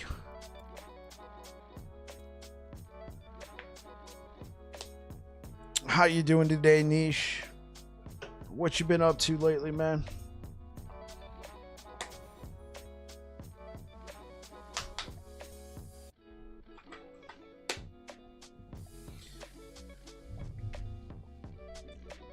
Yeah, Niche, I ended up just on Rune Master, I ended up just dropping Fireball altogether. Just doing WoW stuff while watching the new Warlock releases. Okay. Yeah, when it came to this guy, we just dropped Fireball together. It was cool, but got rid of it. Just ended up focusing on Hydrahedron. Here, I'll show you. So, level 89 Rune Master. This... okay, well, welcome on in, everybody. I'm just quickly showing off one of my other characters to Niche because he was here last week and he helped me shape this character. We are still playing Forgeguard. I'm showing off the character, so just want to give you guys a heads up. Let's see. I'm trying to remember what timeline I was pushing. I didn't push Corruption super far. I was just... I don't know. I wanted to play Sentinel again. I have a problem, all right, Niche. I have a problem, and that's Sentinel. I like playing Sentinel that much. But yeah, it's basically...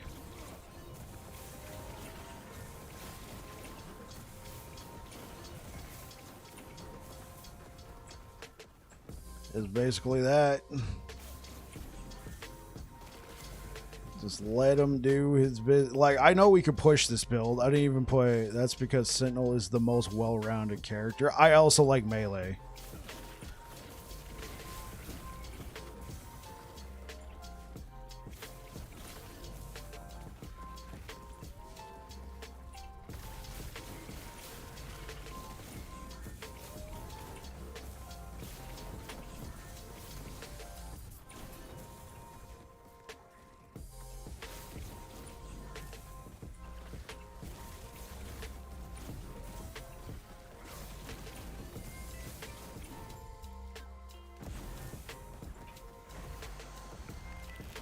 Yep, and that's the Room Master build right now. I got bored with it. And look, I could completely, like, I have a 2 LP fundamental criterion. I have a 3 LP box of Hydra. Strands of Souls. This generates LP out the wazoo. I'm going to take that off. I'm going to send that over to Forgeguard. Sentinels aren't very tanky, though.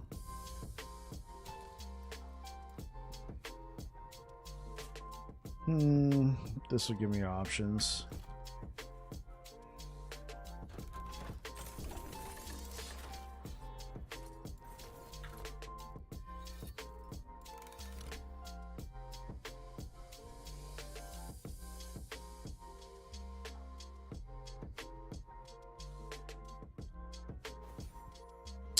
Sentinels aren't very tanky though. Paladins are. It comes down to. It depends on your definition of tankiness. I feel like Sentinels don't really utilize Ward all that often. I'm sure there's some builds out there, but they're really not known for that.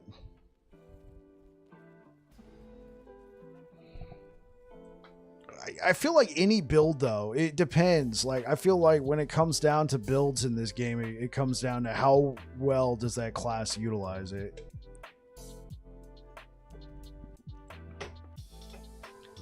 And I feel like that's kind of a problem with Ward. Like, if that's the only way you can push corruption up that high, I have my own opinions on Ward in the game.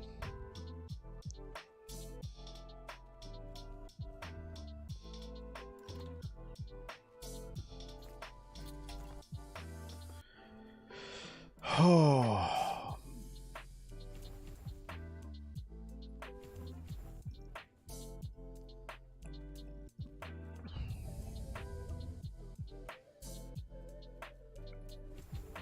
Kind of use this as a primer.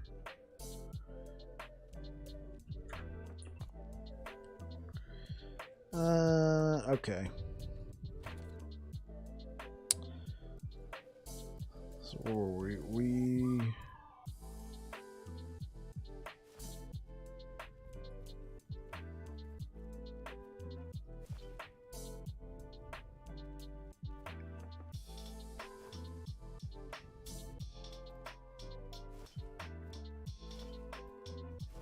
I can utilize this one right here for all that armor.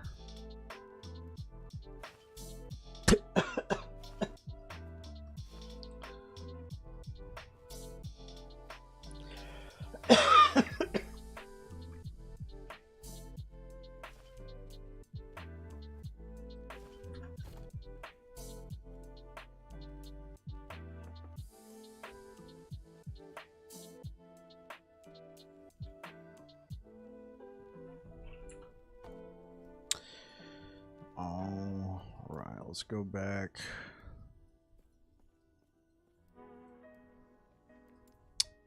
Over here. Yeah, Rune Master has a lot of damage reduction.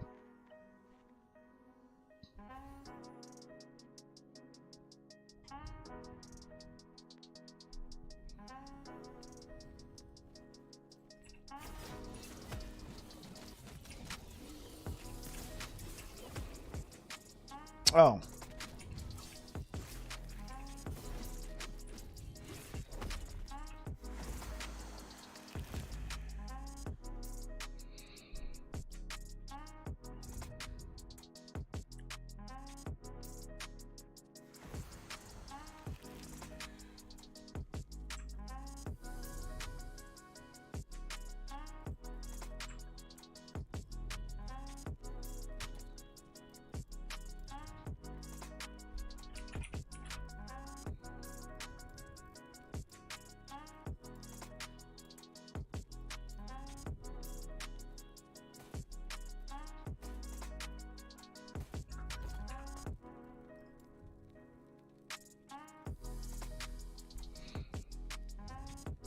Rogue, Mage, Primalist, Acolyte, Sentinel. And you're going off of the damage reduction that they can get access to niche.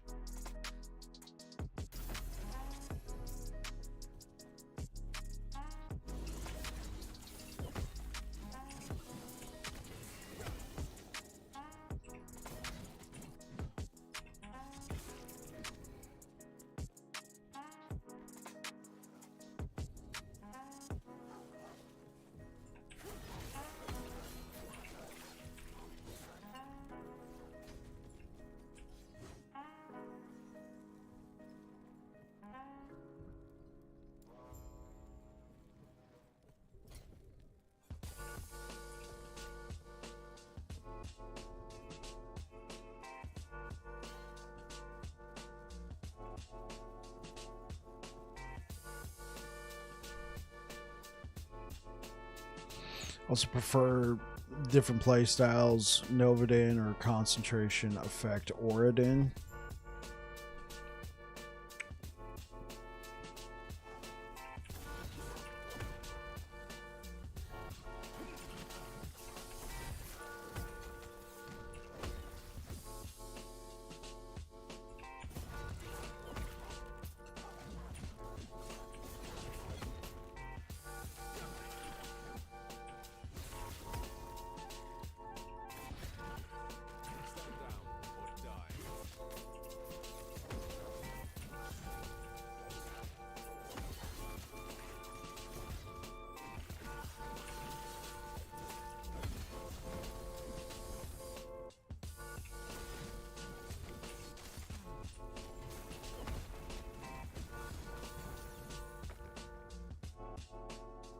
The Holy Judgment Aura. Yeah. Paladin has a lot of options for sure.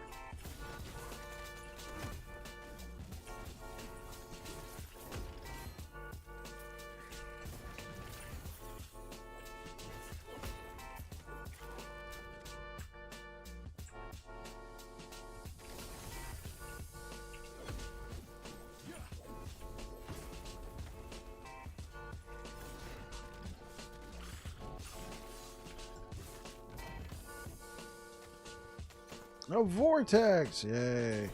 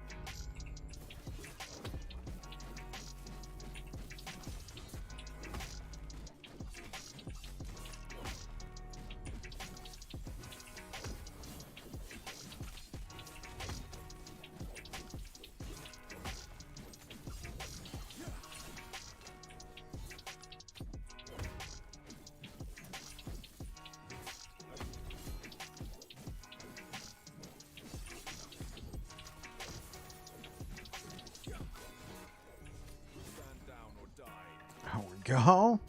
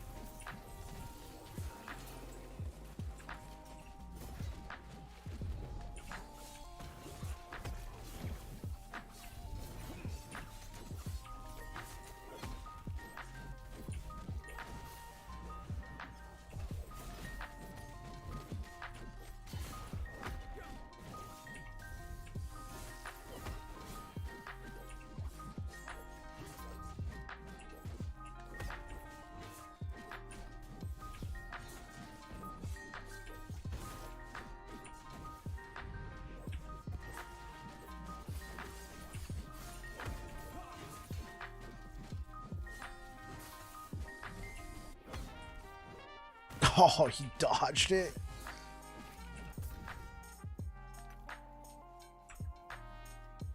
Okay. Gotta get up there.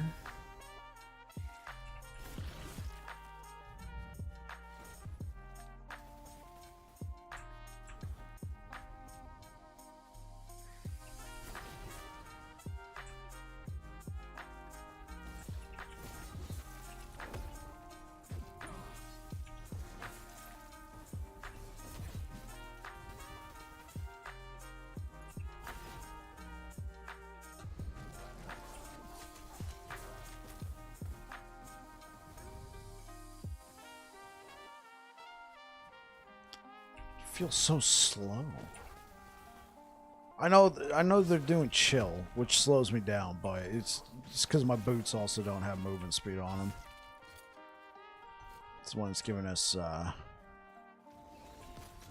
2 charges on the void cleave.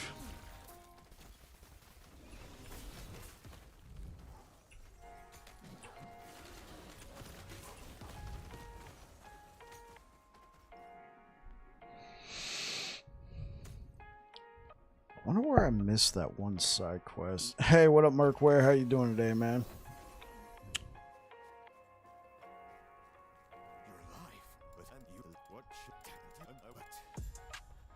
Let's go, Grail.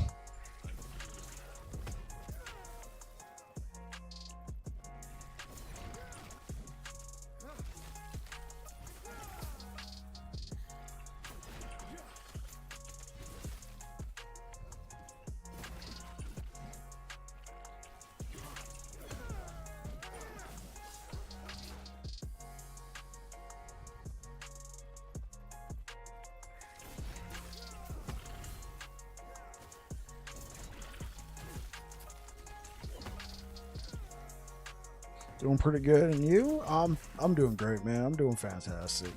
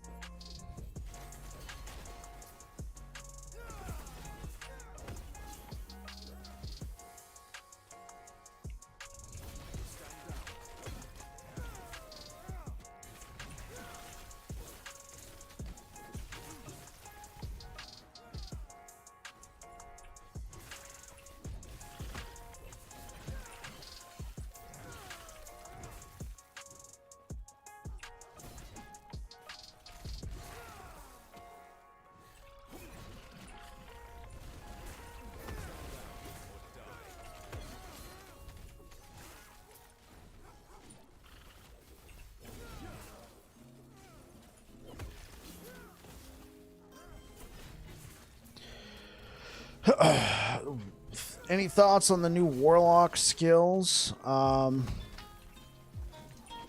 I only watched that first video. There was just so many videos to watch. I just didn't have a lot of time to catch up on all of them. But that first one where Aaron was showing off all the abilities, I think that one where the ground rips open and different like bolts and stuff come out. I did see a little bit of his chaos bolts one. That looked cool. You're waiting for someone to do a few overview. Yeah, it was too many videos for me to catch up on.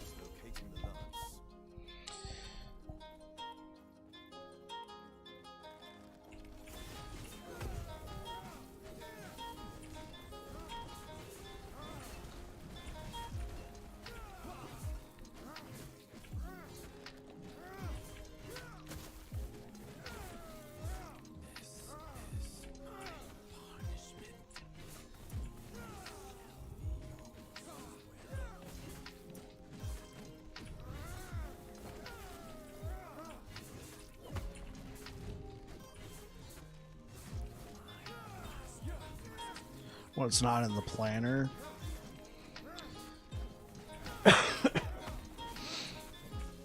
Yeah, it was just a lot of information spread across multiple videos.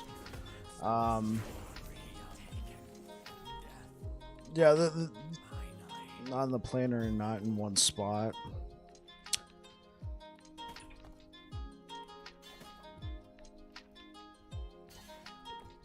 I'm not too torn up about it not being in a planner. For me, it's just I would want it like in one video.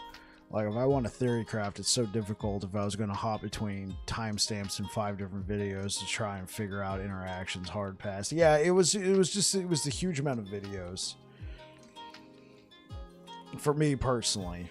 But like definitely if somebody wanted to take a planner and just kind of just piece through it. But yeah, that one ability where you just rip open the ground and bolts of whatever come shooting out, I think that's going to be cool. It definitely seemed different. It seemed like a lot of people were talking about Warlock being a dot build, and the one thing I noticed about the dots is you can't stack them. They all just like go on their ones. There are albums showing every note in order. That helps. Yeah.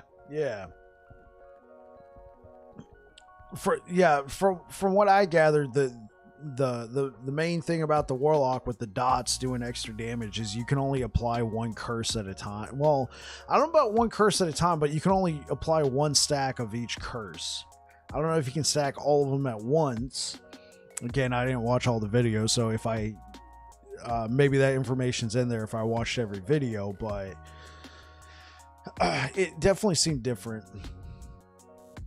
Yeah. From the way they were talking about it, it sounded like I was going to be playing like the Locust Swarm build from Diablo 3 on Witch Doctor.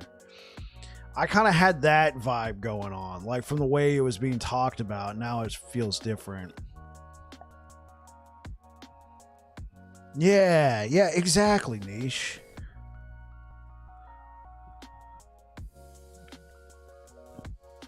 Looks cool, looks strong. I don't think it's super for you personally.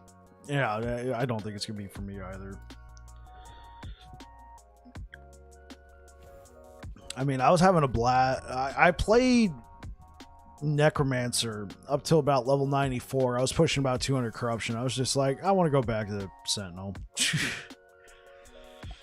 Like, I was doing way better on Alkalite at the time, and I was like, nah, I just want to go back to Sentinel because that's where I like to play. I like playing Sentinel.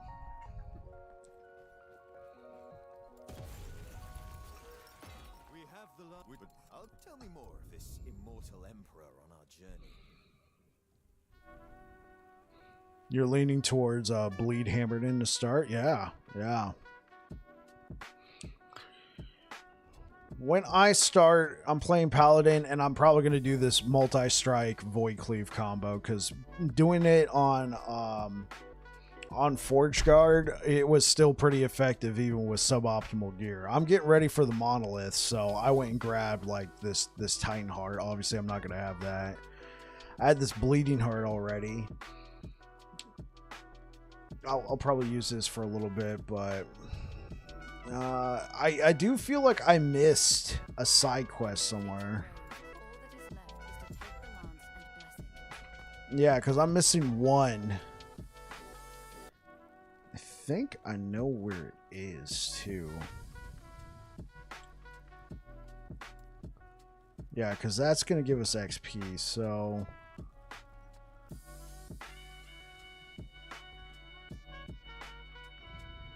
Yeah, I haven't gone to Thetema. I might have missed one of the quests here at the Keeper's Camp. Like one of the first quests. Yeah, but normally I can head straight to Monoliths by that point. I know I missed a side quest somewhere.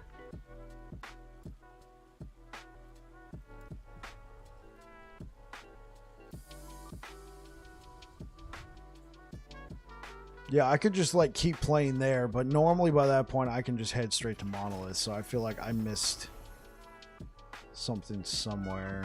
I'm not seeing any exclamation points here. About back at the cultist camp.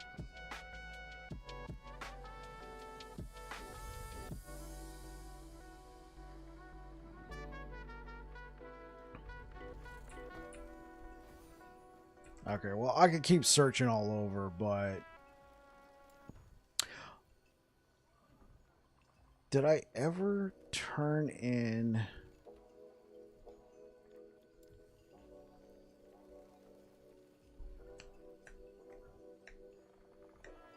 You do full campaign every character? Yeah. Because you want the +1 attribute from the boss at the end of the campaign. +1 all attributes. Well, instead of just searching all over, let me just go back here. We'll find a way. We'll find a quest eventually.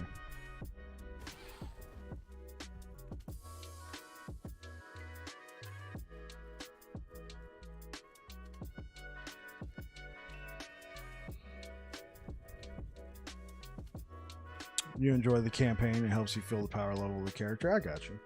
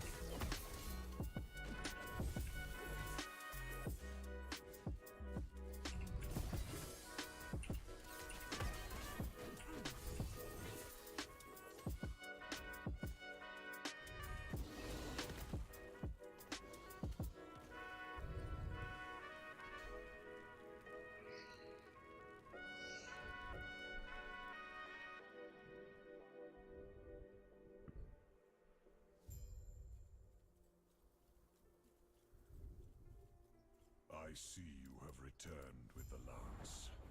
Now it shall bear my final blessing. Even the We have gods here cannot will observe death. the Forgive me. fate Let's end our intends for us. conversation there. Do not let it bind you. Farewell.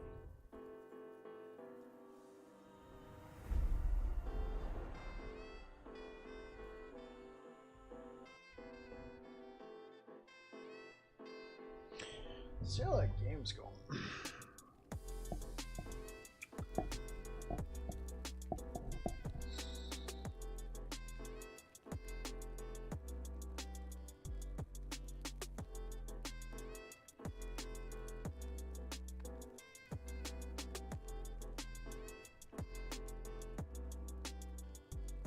Oh man, the 49ers are getting smoked right now. 21-7? Jeez. What in the actual frick? Oh. Maybe I should just sit out the rest of it. I was gonna try and I was gonna try and catch the second half, but I don't know, man.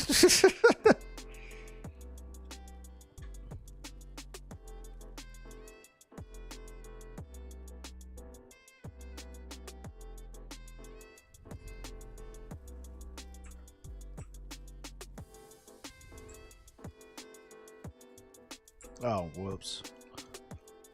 Gotta go up and down, yeah. Whoa, we're level 44. We're getting close to being able to use boots with some speed on it. Level 48.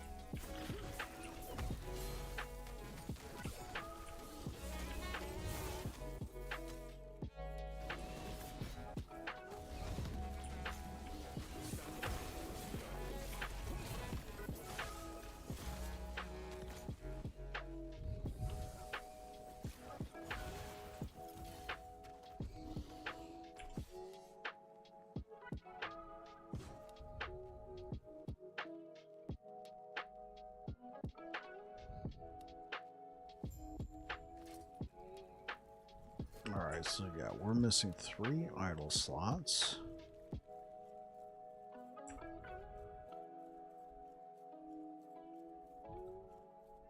I can manage to do that. We have a problem. I you then? They're holed up in the pier.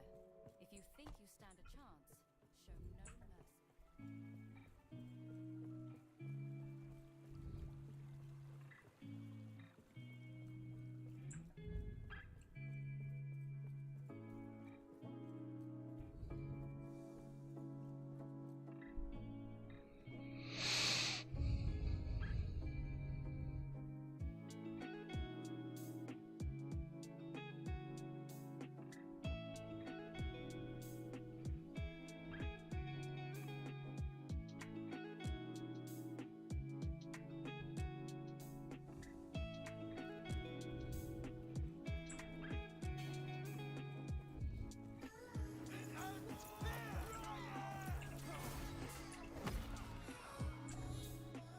Let's go down here, grab this.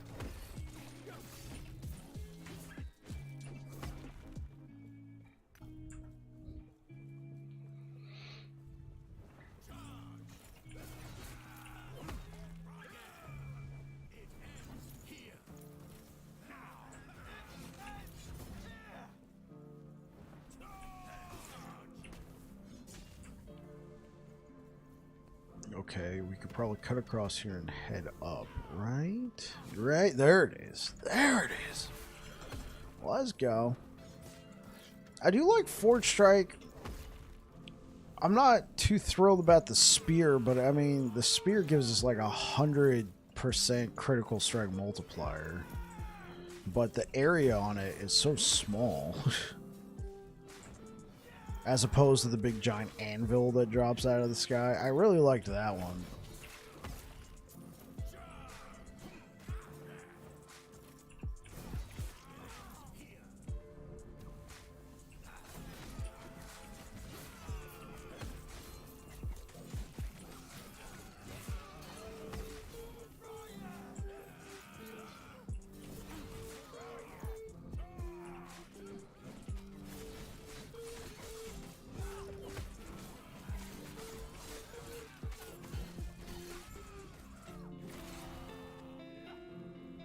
Okay, head back to town.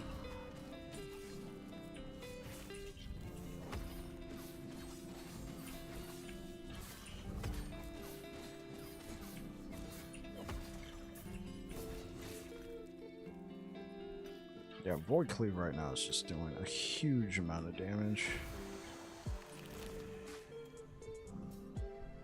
I'll just do the quick teleport that way.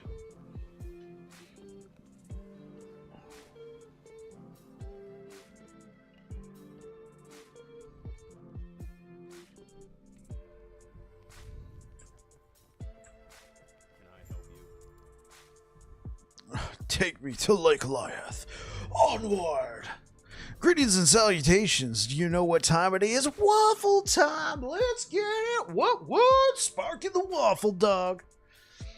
Fortunately, Sparky choked on that waffle.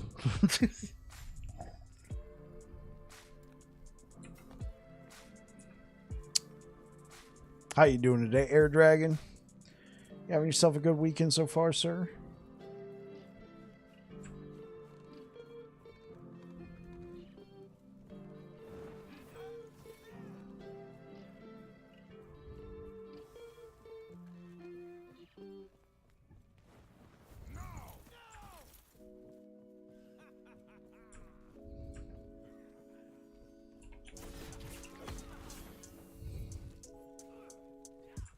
Doing pretty good, no complaints other than it needed to be longer. Yeah, isn't that the truth of every weekend though?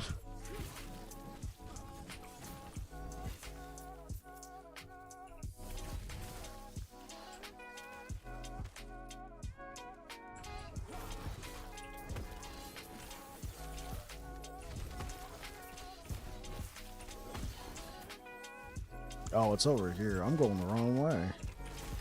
I can't pass up a big mob like that. I can't pass up a big mob.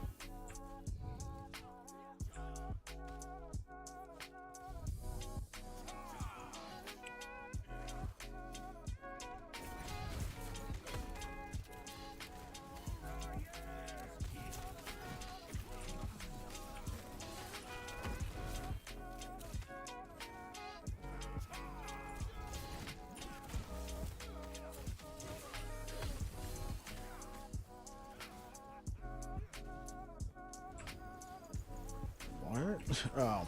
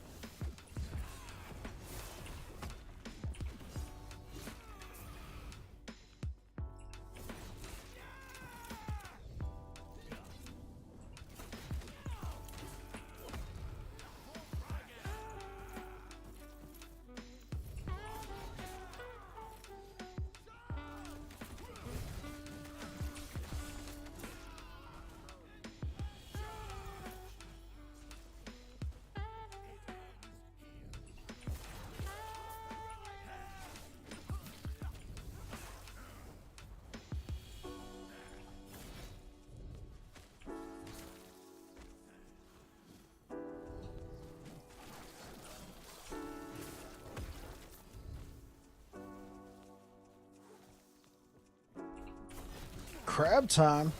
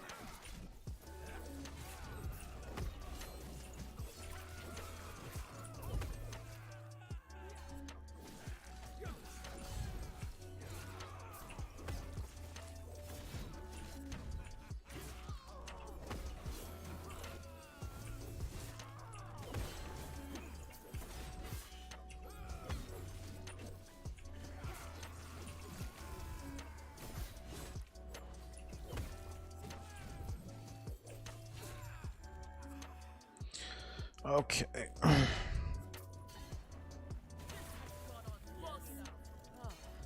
I see you helped clear out the rabble. I thank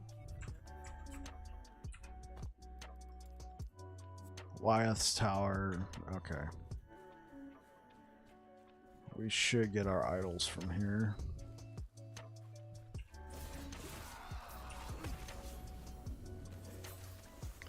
Horrendous G85. You've put sunglasses on Sparky the Waffle Dog?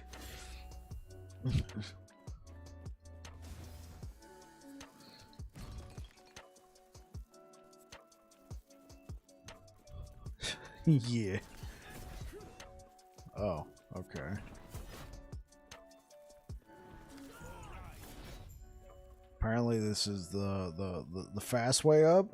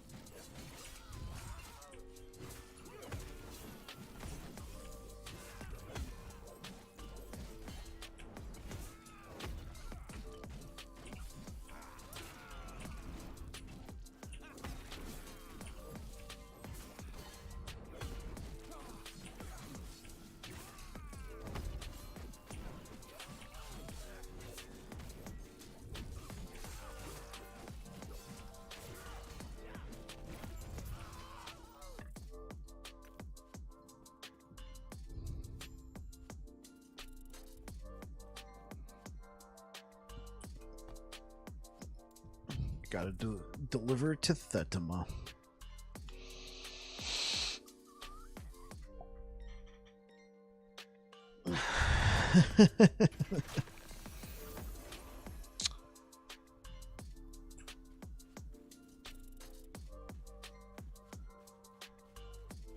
What are these Ligonian guards? Apparently we're on the same side right now, so I'm cool with that. That is pretty sweet. Sunglasses on Sparky the Waffle Dog. Well, that's one of the many things you can do with your channel points, because I haven't put a lot into those channel points. I got a few ideas, but I haven't done too much.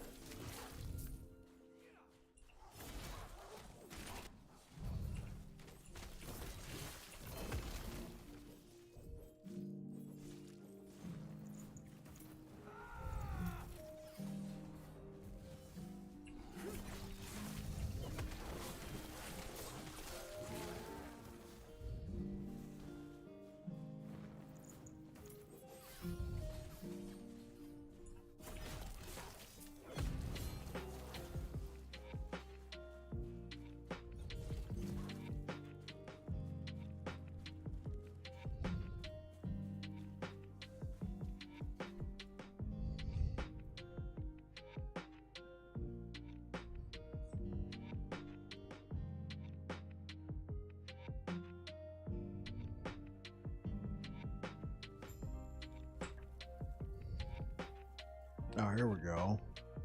Look at all these quests I could turn in.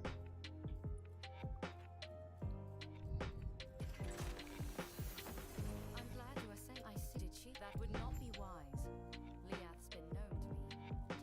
Though I see her as a friend, she will Oh, consider me as I'm picking up quests? I thought I was turning in quests. May I help you? There we go. We got all our idle slots now. Honestly, I'm not even gonna bother. Here we go. Monolith time, baby.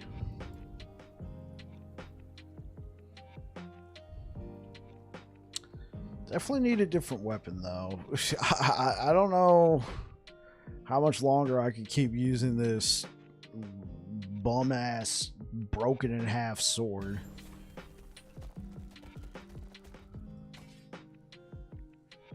Yeah, okay.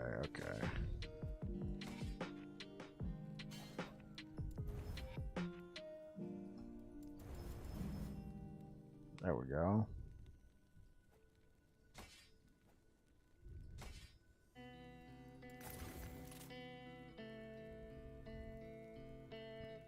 This is actually not half bad pair of gloves. We got hybrid health and melee attack speed out of it. Let's go. +1 to Sigils of Hope. I mean, that's cool. 119% on the poison damage. I don't really know of too many poison sentinel builds. Well, yeah, that's a tier 7. Let's get rid of that. These are not too bad. Melee attack speed and endurance. That critical strike avoidance right there. That's double the waffle dog sunglasses mode. Double the waffle dog.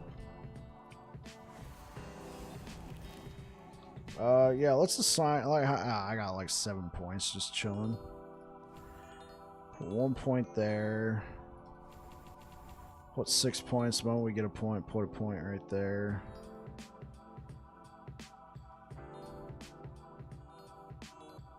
Probably put some points right here into Doom Knight.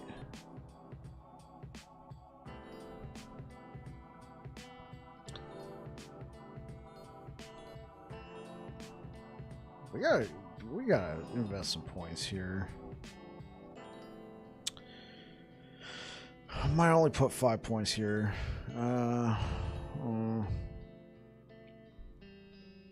This would increase our melee damage. We can get health out of that node. Increase melee damage with a two-hander. That might be a good pickup.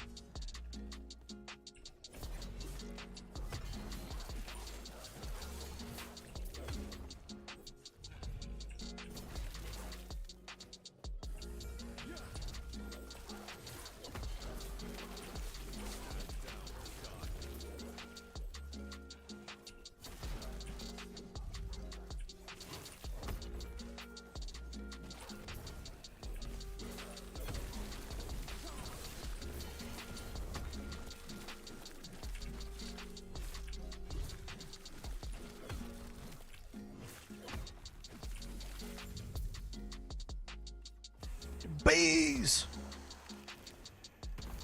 Unleash the bees.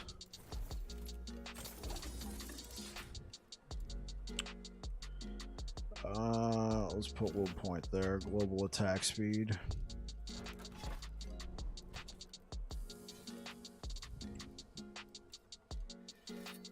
Right now I'm just using this as... Well, actually, we don't need that. We can get rid of that. Why can't I use that? Level 77, level 48, we're close to that. Level 74, level 71, level 75. Jeez.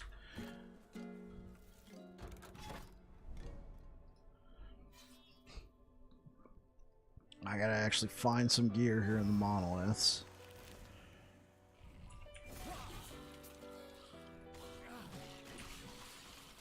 Oh, 100% critical strike chance. Let's go.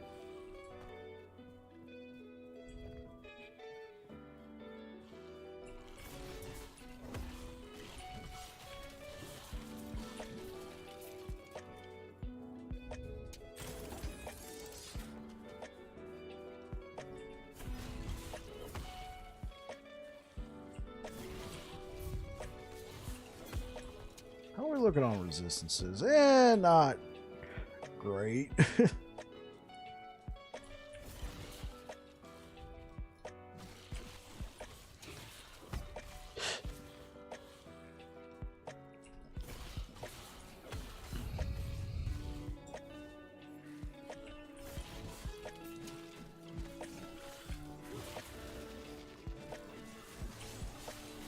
guys, it's another ambush.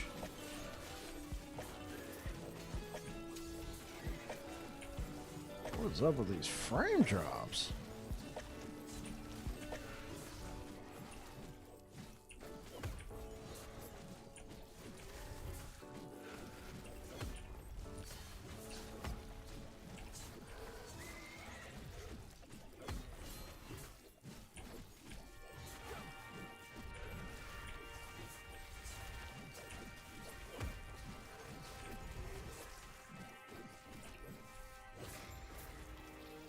Okay, got through that guy.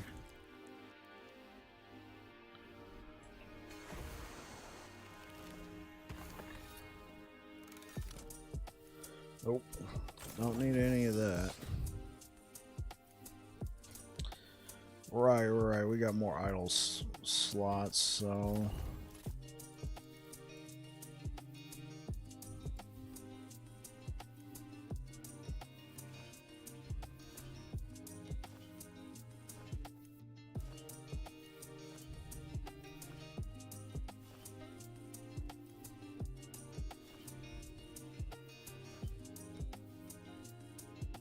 Wrong one. Let's put that right there. Put that right there, and then we'll fill in the gaps here with that.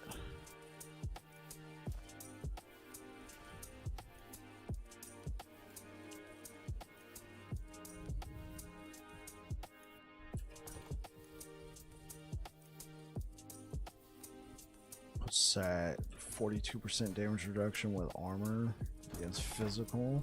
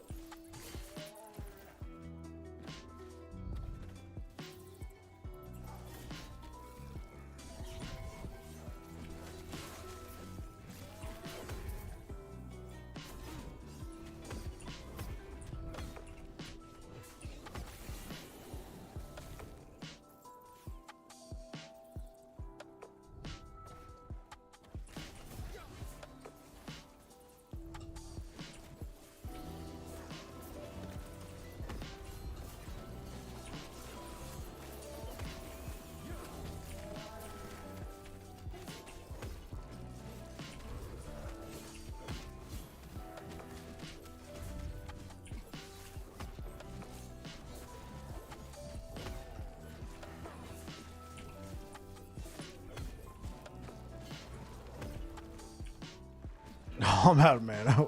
Oops.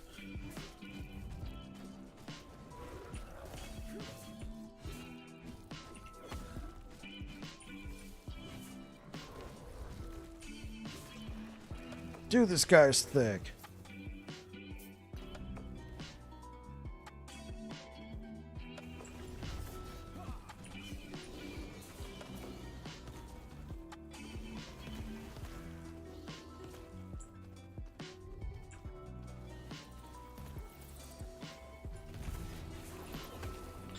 Gonna start getting stuff ready for tomorrow. Gotcha. Catch you later, Air Dragon. Appreciate the lurk, man. You take care. Have yourselves a good one.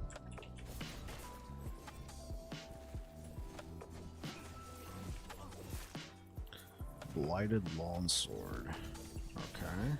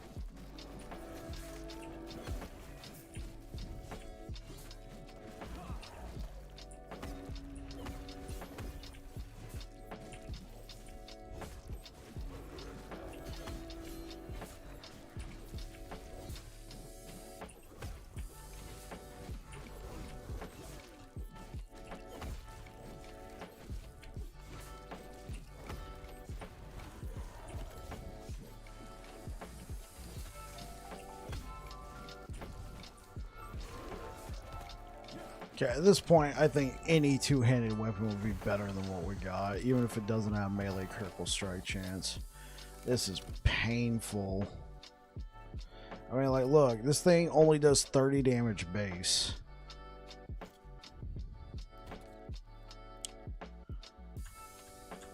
Alright, let's turn that off. Two-handed. Marrowphage, which I can't use.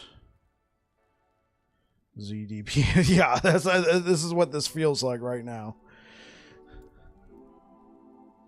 Vitality and armor.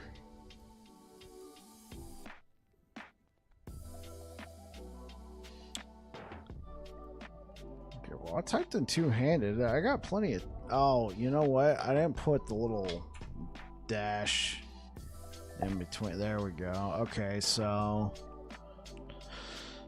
This immediately is a contender.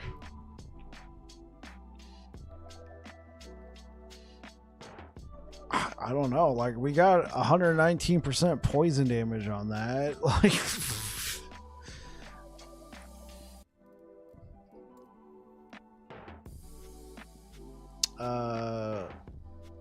Forge Strike, Smelter's Wrath. Okay. Parthenons, Hammer of Laurent. Well, let's go for sword or axe.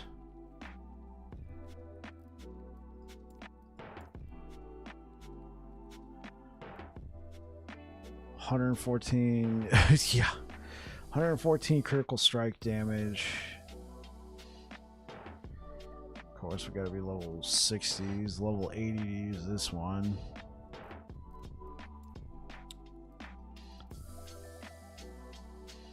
The Judicator. Yeah, I was thinking about doing like some sort of judgment spell build with that. Torque Flins, level 65.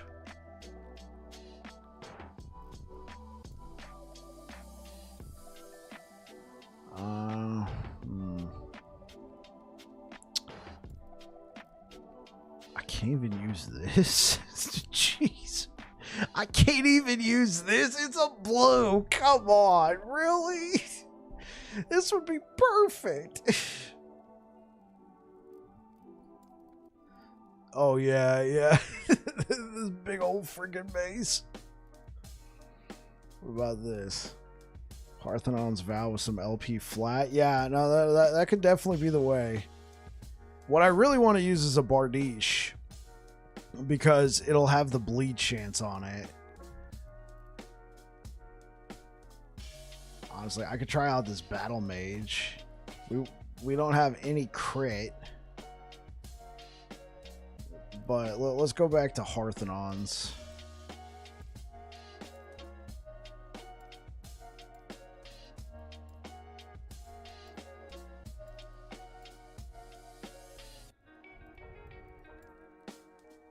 I guess, okay, so...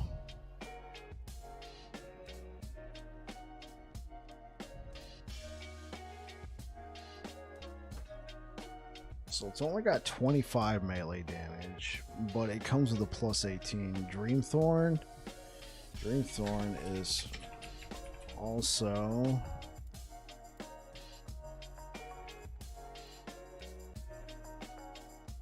Wait, do I not like have any Dreamthorns? Did I get rid of all my Dreamthorns?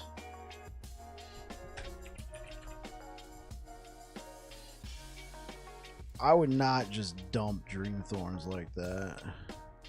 Still can't decide if I want to play this game on launch or not. Reviews seem all good, but I'm still having PTSD from D4. I got you, PJ Star. I came over to this game as a D4 reject as well, and I have not gone back. +1 to physical skills. I have not gone back to D4 since. I've been playing this since September. I've got almost 500 hours into the game now.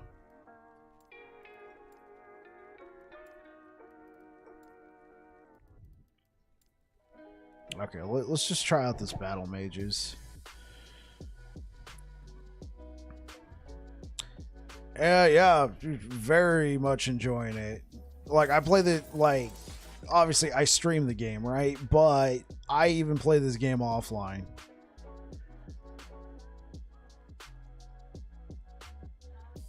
Okay, that Udachi can be a good pickup.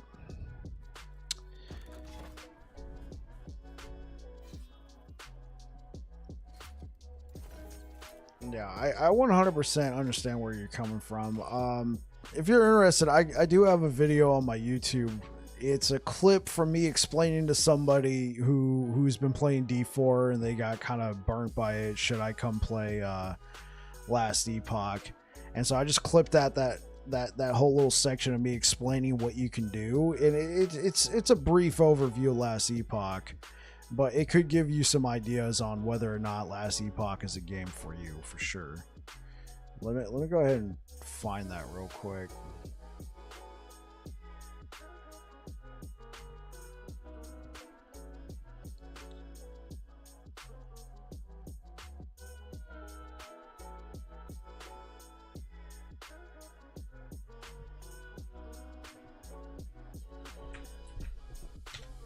Here. So if you are kind of on the fence and want to know some more about Last Epoch, that might be able to help you out right there. It's me explaining to another person coming over from Diablo.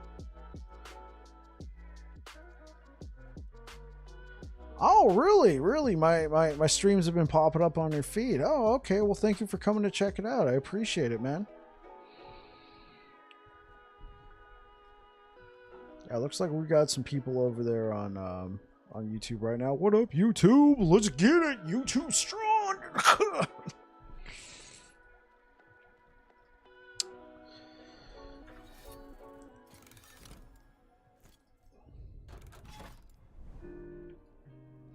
All right, let's try out this battle mages. I can't believe I got rid of all my dream thorns. Like, what in the frick was I thinking?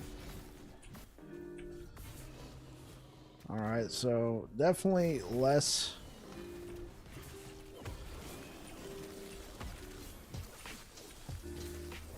Oh, well, I mean, I did just see an 11,000 crit, maybe.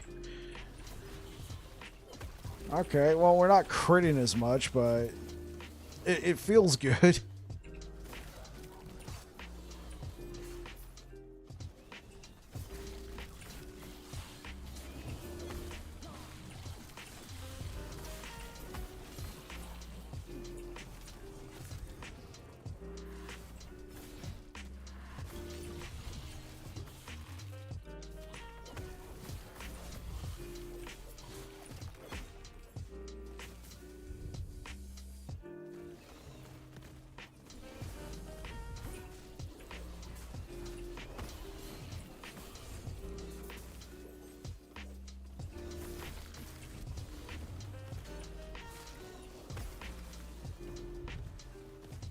How hard is LE without a build guide? I just bought it. Was wondering if I should follow one.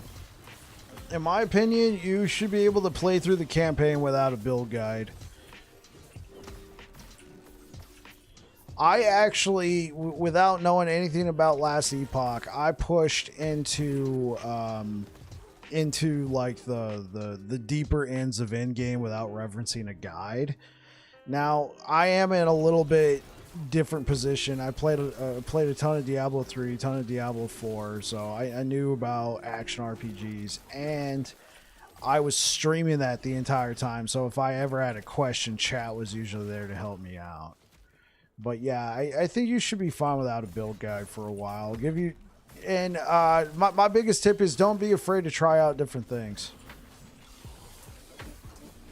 If you have any questions about crafting or PJ Star, thank you for following over on Twitch. Appreciate it. Let's get it.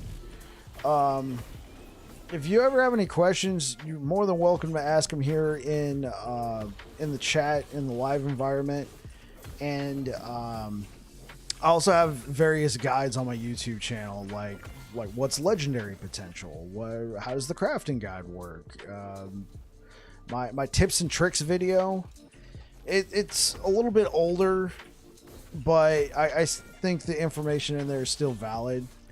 One thing this game has, Brady, is you press G in your while you're in the game if you're on mouse and keyboard, and it'll bring up an entire in-game guide if you ever have a question about what some of the terminology means. And you can just search for stuff. I can be like, what's poison? Oh, poison is an ailment. Let me click on that. Poison deals damage over time and also blah, blah, blah, blah, you know, and that can help you out as well.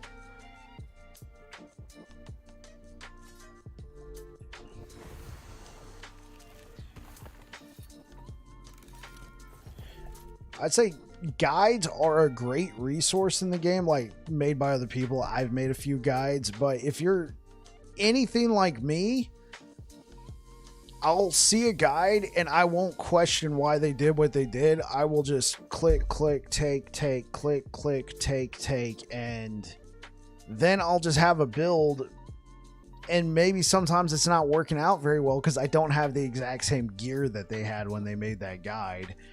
And if you fully kind of understand like the class you're playing and the abilities, you can be like, well, they took that because they have this. I question everything. Niche, we need people like you, honestly. People like you who question everything. So they'd be like, I took this, and this, but I also have this, and this on my gear. If I'm playing, I don't have your exact gear and I'm taking your abilities, sometimes that might not translate well over to the gear. So it's good if you're familiar with like the skill systems. You can take what you need from the passive tree and on the skill nodes to maybe make up for the fact that you don't have that exact piece of gear. That's just my philosophy on it. Okay, so let's see. Got a multi-strike. This is a really bad source of bleed chance. I'm not gonna lie. I'm really missing Bardiche. I'm really missing the Bardiche right here.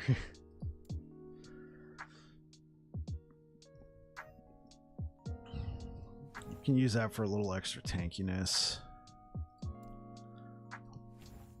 How many different characters have you played since you started? Okay, so obviously this is a new character. Let's just show you what I've done.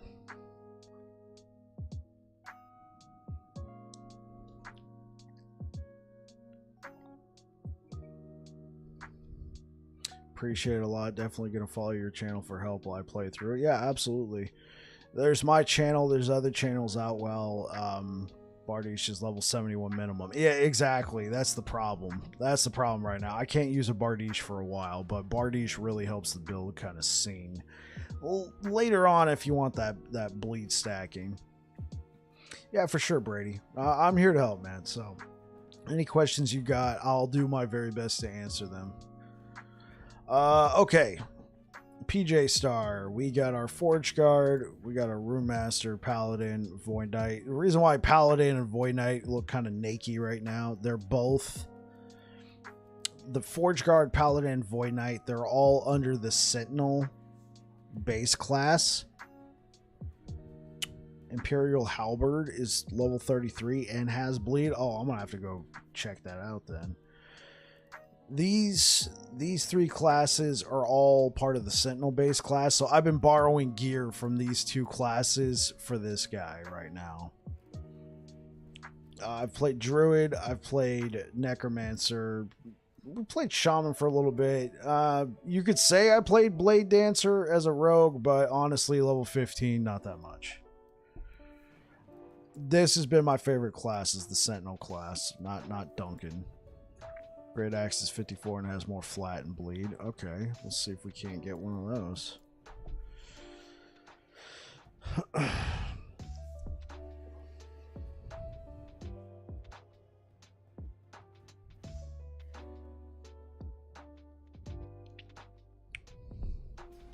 All right, vendor time. Imperial Halberd. 88% chance, 110. I mean, it's something right now. We tried both the trade factions. What are your thoughts? I haven't tried them yet because they're not in the game yet. They'll release on day 1, but based off the information I've seen, PJ, I'm going Circle of Fortune. I think they both have their pluses and minuses. Claymore of Static. Okay.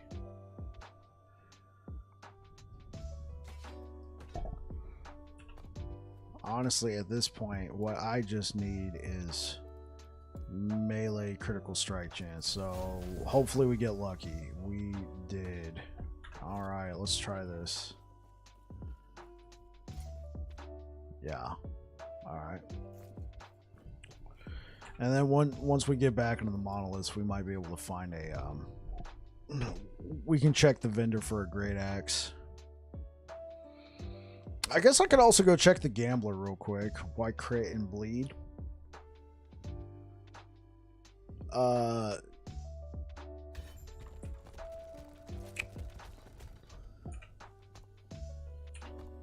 So for Void Cleave, making sure we can hit that crit cap, get 100%. It already has some pretty nice critical strike multipliers built into it.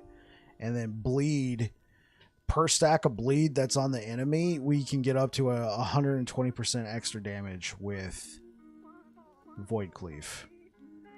So making sure that we can hit that crit cap and then stacking the bleed, we can really be doing lots of extra damage with Void Cleave. This node here can be very strong. Yeah.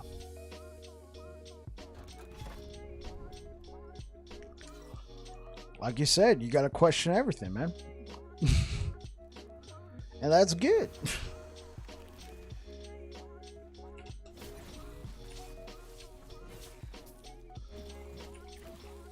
I could probably use some flat damage here, but right now this is a stopgap.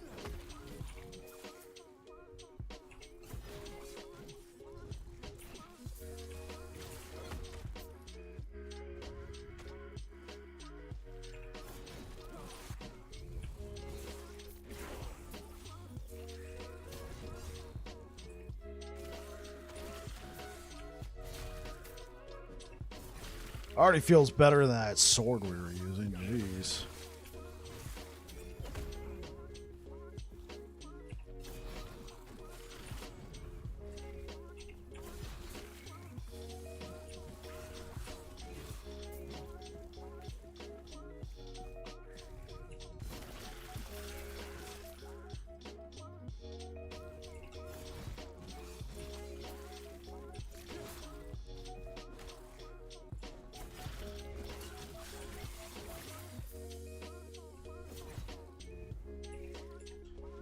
What's max level? Yeah, it's 100.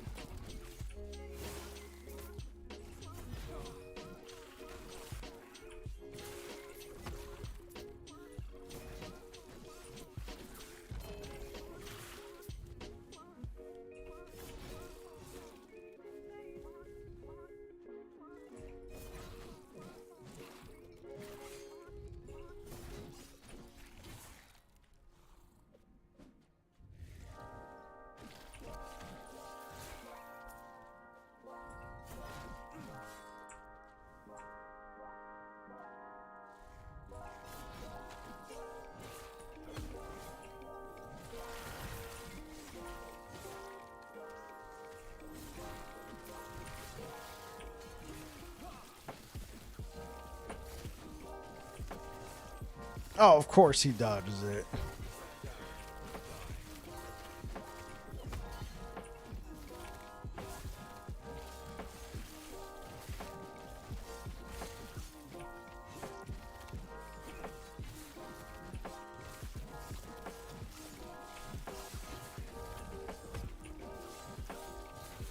There we go.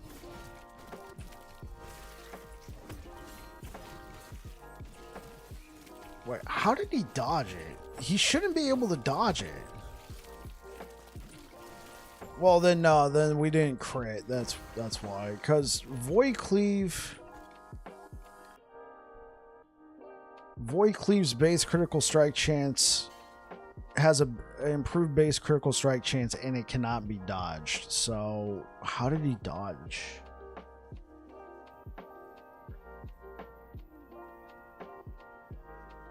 How did he dodge it? That shouldn't have happened.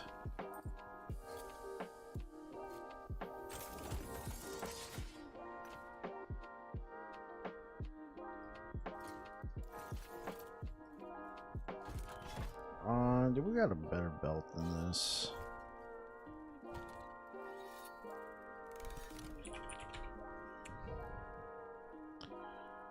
Okay, this is movement speed. Chance to bleed. This, because we're getting the poison. Yeah, let's also go relic. Code of an erased. Well, let's use that. Put that there for now.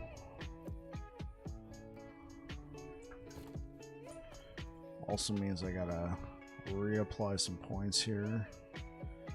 Yeah, I'm not a big fan of this. Let's...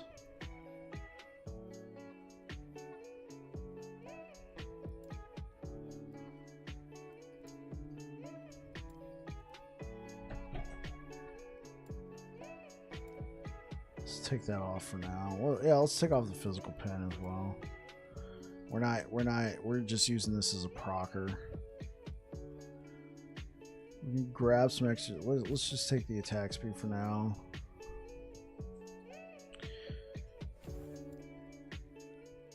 Take that.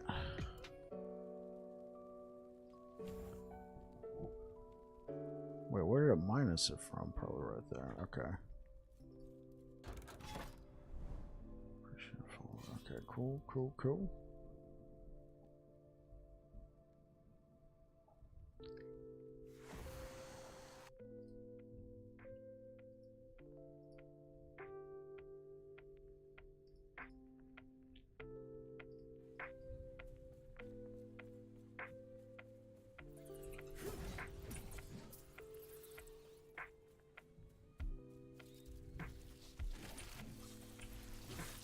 What level are we? We're level 49. Oh, okay. We can be using the new boots. Well, not new, but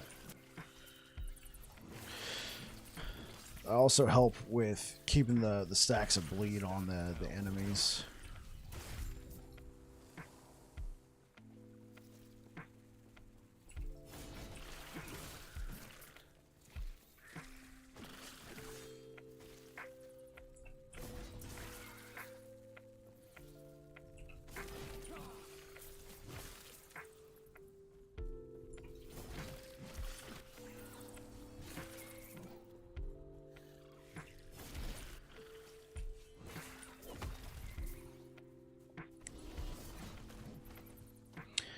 Honestly, at this point, I feel like Forge Strike doesn't really have an identity here. So I can keep doing what I'm doing, or I can just completely change this. This is familiarity for what I did on Paladin. But right now, it's feeling like the Paladin build all over again, which is not bad.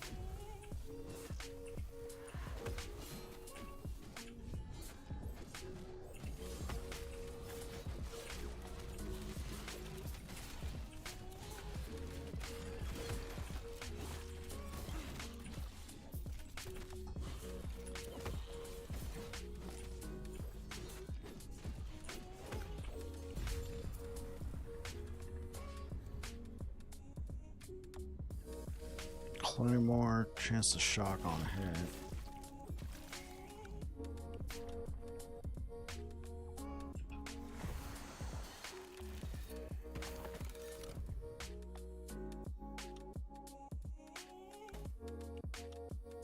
Physical penetration with bleed. Yeah, because, like, what helmet are we using now? Just some generic whatever helmet. This. Physical penetration with bleed. Okay.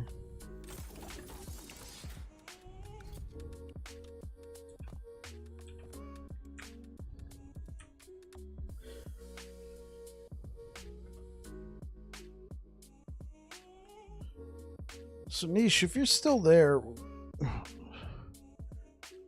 what would this mean? The 32 physical penetration with bleed. If a target has bleed, I gain 32% physical penetration, or the bleed stacks itself has 32% physical penetration.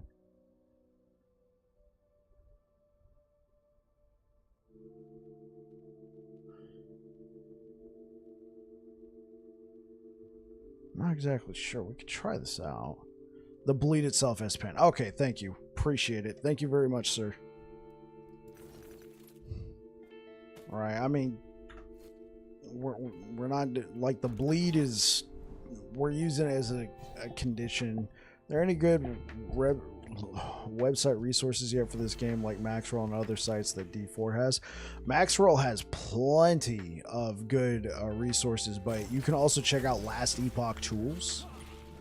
Last Epoch Tools has a ton of resources on there as well, but Maxroll has a number of guides and resources.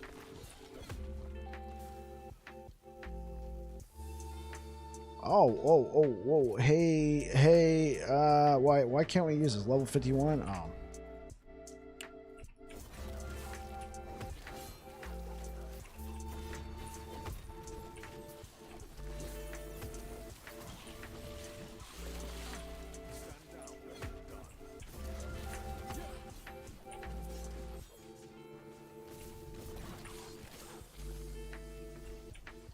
Yeah.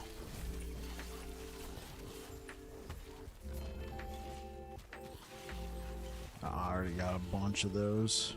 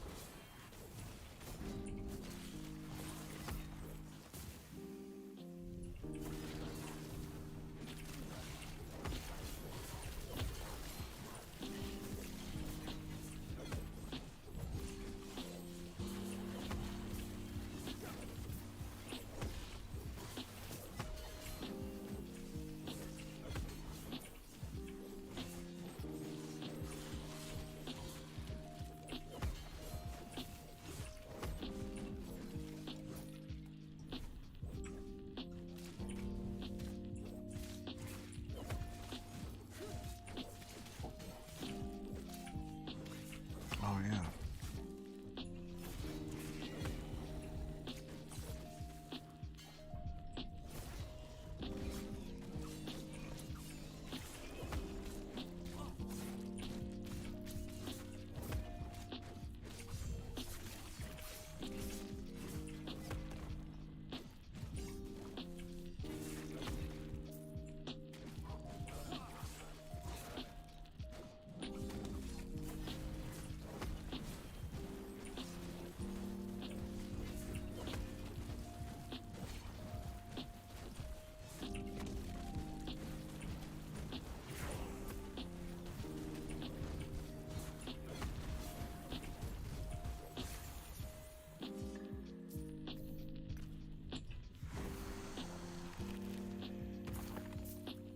Okay, so we got Imperial Halberd. Stun chance, 124% void chance. That's whatever, but let's go ahead and use it. And as cool as these boots have been,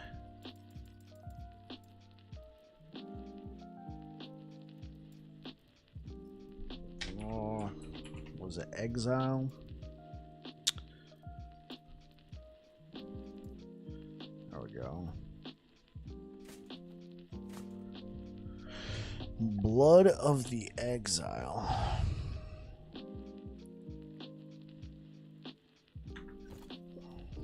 There we go. That should help with our movement speed.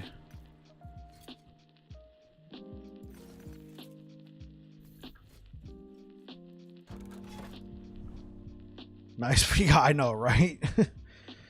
I had a T7 movement speed I was trying to get on there. No, I had something I was trying to get on there, and I think it was a T7 movement speed, and it put over the tier 5 poison resistance. Yeah, you like that one though, Niche?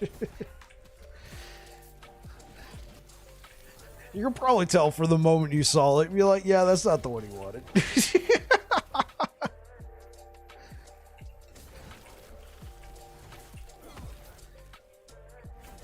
I wanted the zoomies, man. I mean, the boots are pretty quick. They have a 30% movement speed already on there. The main reason why I use them is the 57% bleed duration. That way the stacks aren't just disappearing super quick.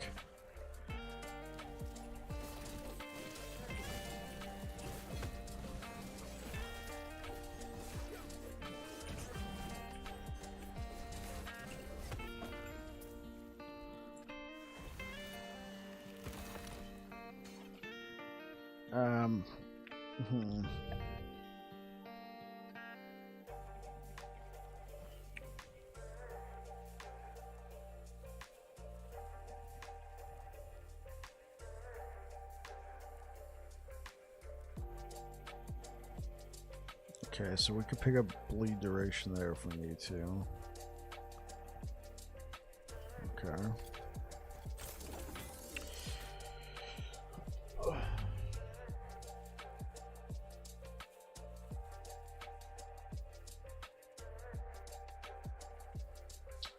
Oh, looks like it is heating up. All right, guys, I'm gonna go ahead and get out of here. Wow. Thank you for everybody who's been making it out today. Let's go ahead and raid somebody over here on... Cap's playing. Who else is streaming Last Epoch right now?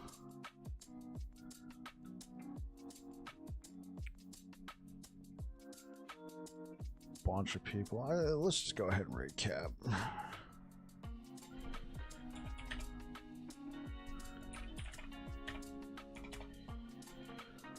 Alright guys, if you're over here on Twitch, we're going to go ahead and raid Captain P67, friend of the channel. I will be back again tomorrow, 6 to 9 p.m. Pacific. Hope to see you guys there. We will be playing Forgeguard again.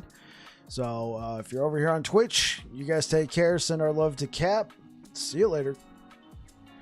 YouTube, you guys are awesome. Unfortunately, I don't really have anybody over here to raid.